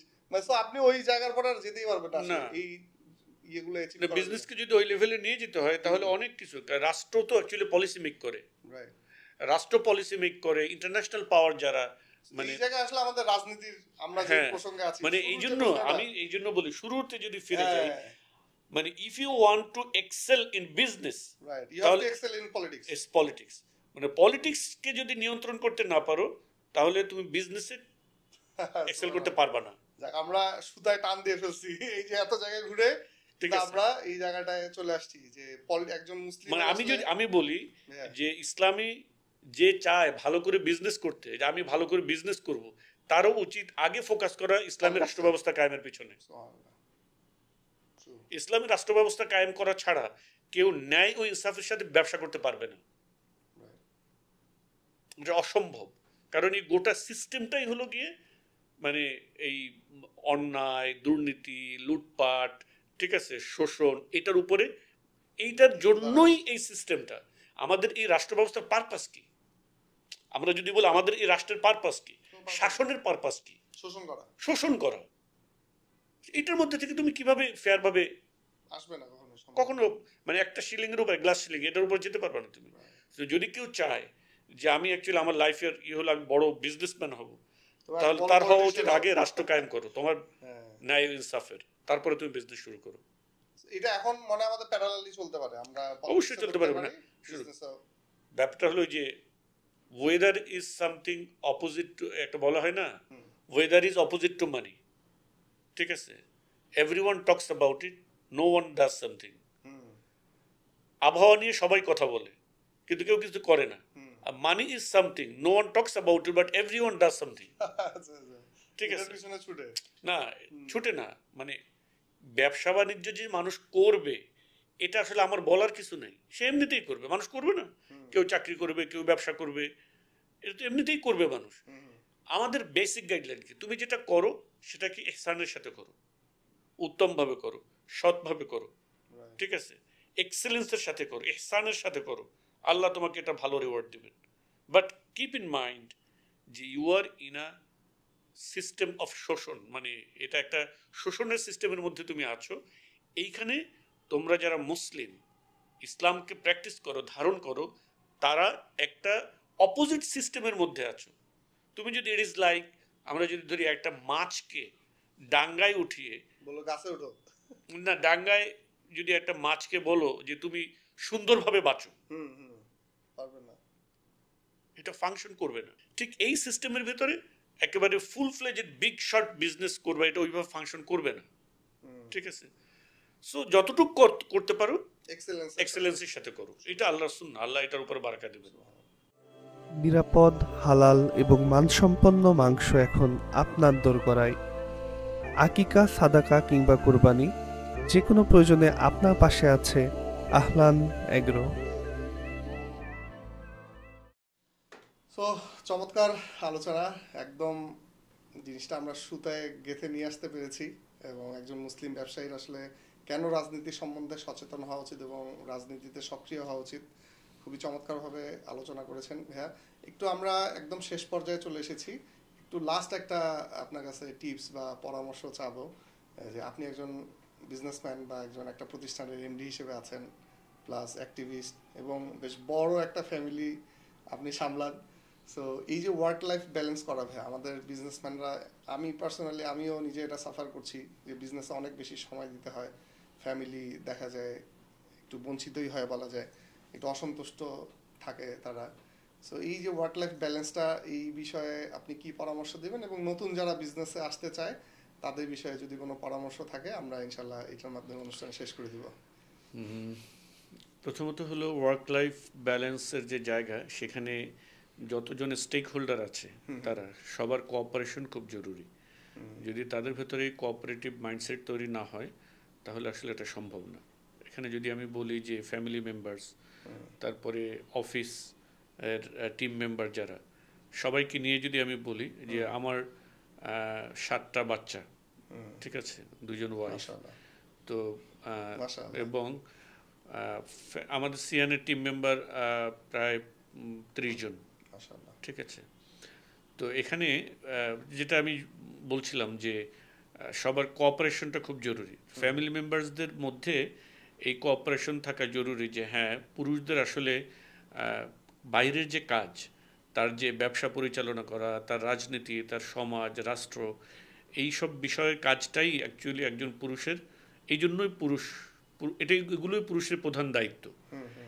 এবং সংসারের দৈনন্দিন যে রুটিন ওয়ার্ক, এটা মেনটেন করা আসলে নারীদের দায়িত্ব। হাজব্যান্ডের দায়িত্ব কি মৌলিকভাবে, সেটা হল তার ফাইন্যান্সিয়াল যে মানে সাপোর্ট, এটা প্রোভাইড করা, সিকিউরিটি প্রোভাইড করা, ঠিক আছে, এটা প্রধান দুইটা বিষয়, আর্থিক এবং নিরাপত্তা।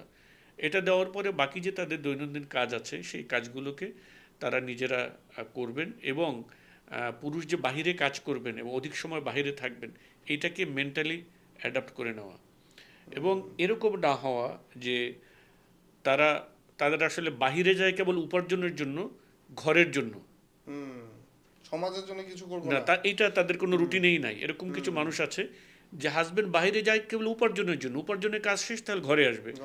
এখন যদি আমি বলি যে শুধু বাইরে যায় উপার্জনের জন্য, উপার্জন শেষ করে ঘরে আসে, সে আসলে বাইরেই যায় না, সে ঘরেই থাকে।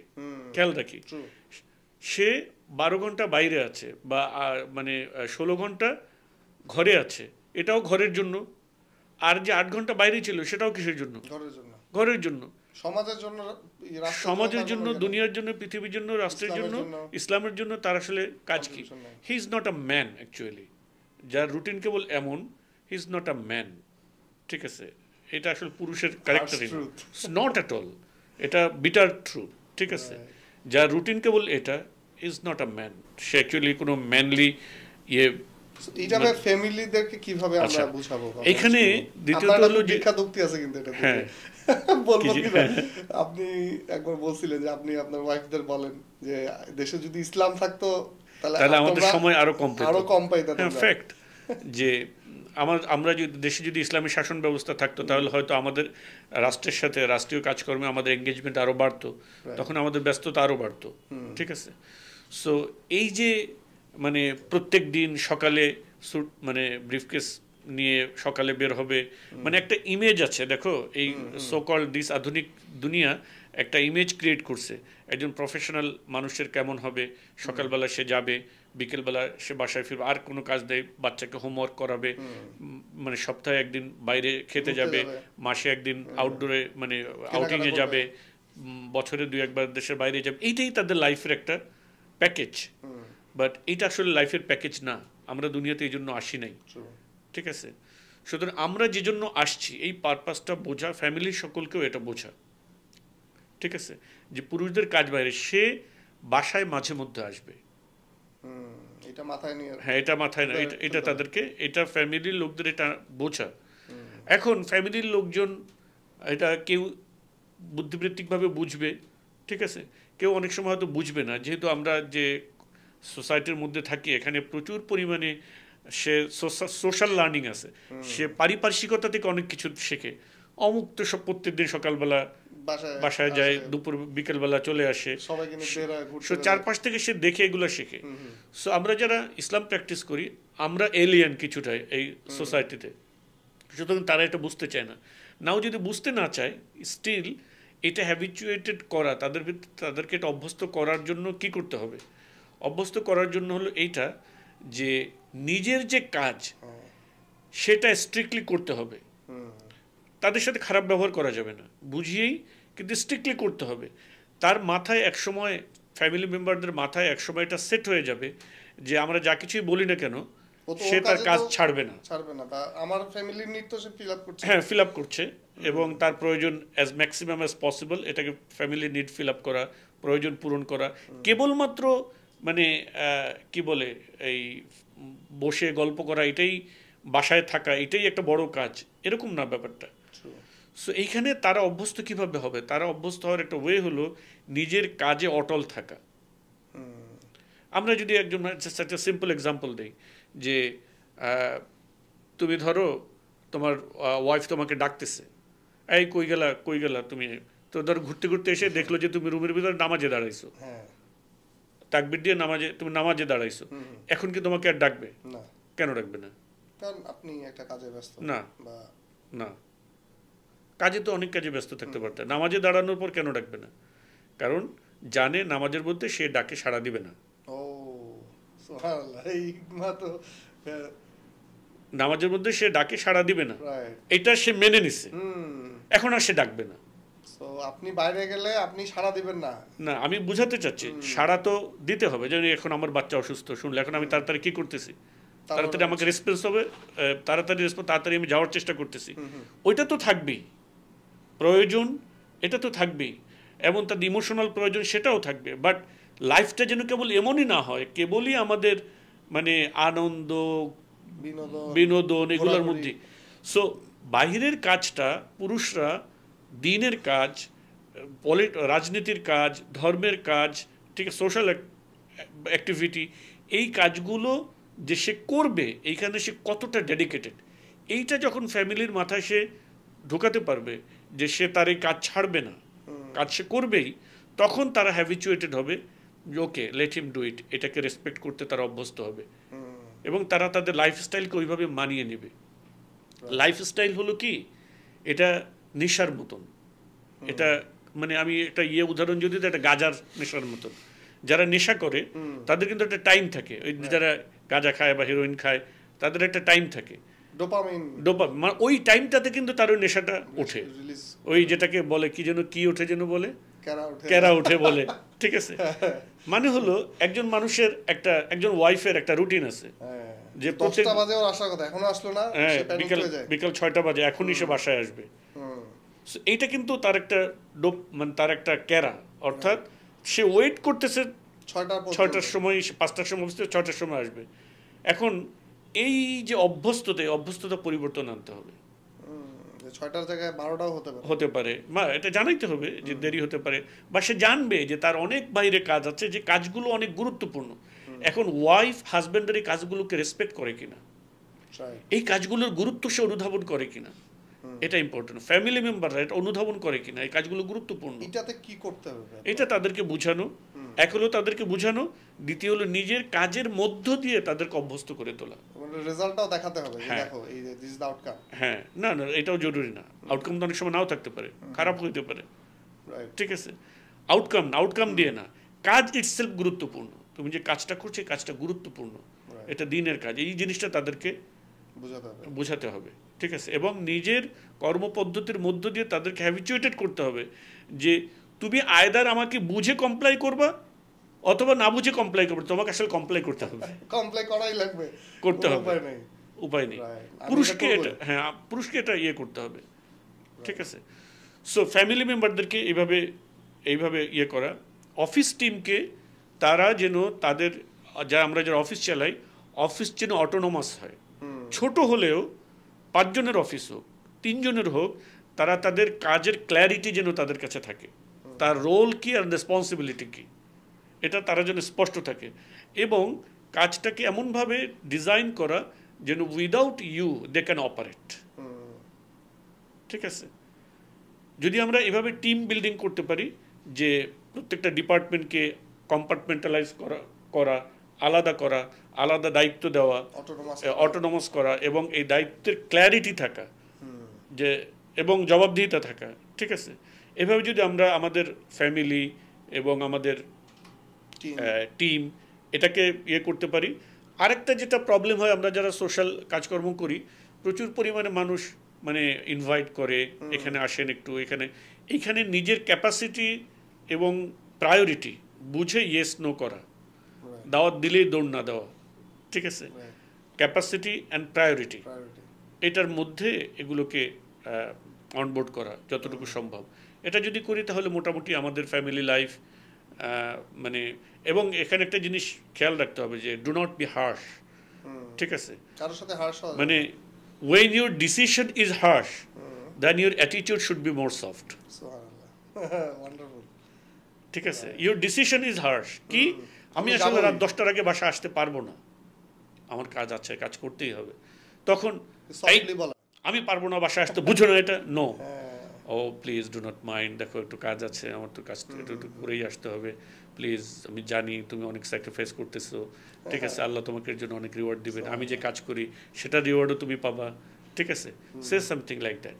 So your decision is harsh, মানে কি, অ্যাপ্রোচ ইজ সফট, আমি আসবই না, মানে more your decision is harsh, more your attitude should be soft, সুবহানাল্লাহ, দুর্দান্ত, ঠিক আছে।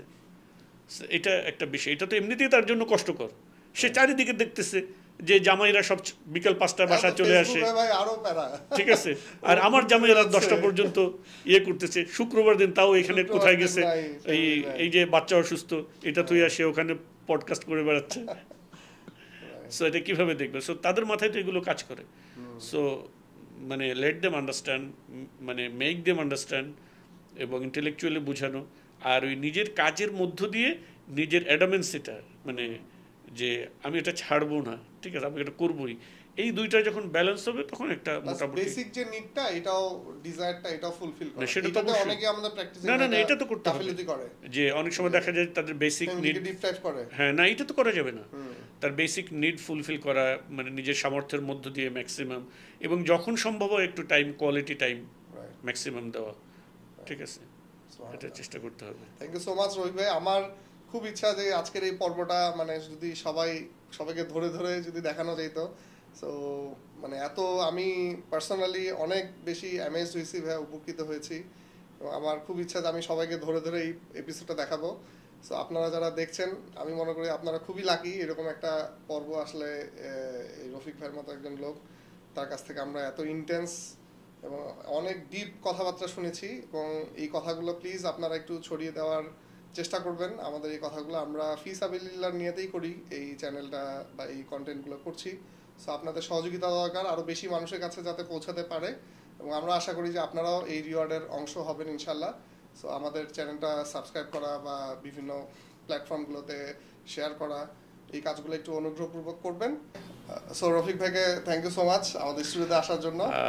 আমিও যারা দর্শকদের যারা এত কষ্ট করে সময় দিয়ে এটা শুনেছেন, তাদেরকেও সকলকে ধন্যবাদ। আপনার সময়টা আপনি আমাকে দিয়েছেন, আমার কথা শুনেছেন, এটা আসলে আমার জন্য অনেক বড় পাওয়া। আল্লাহ যদি এটার মধ্য দিয়ে কিছু রিওয়ার্ড আপনাকে দেন এবং আমাকে দেন, এটা আমাদের আখিরাতের প্রাপ্তি।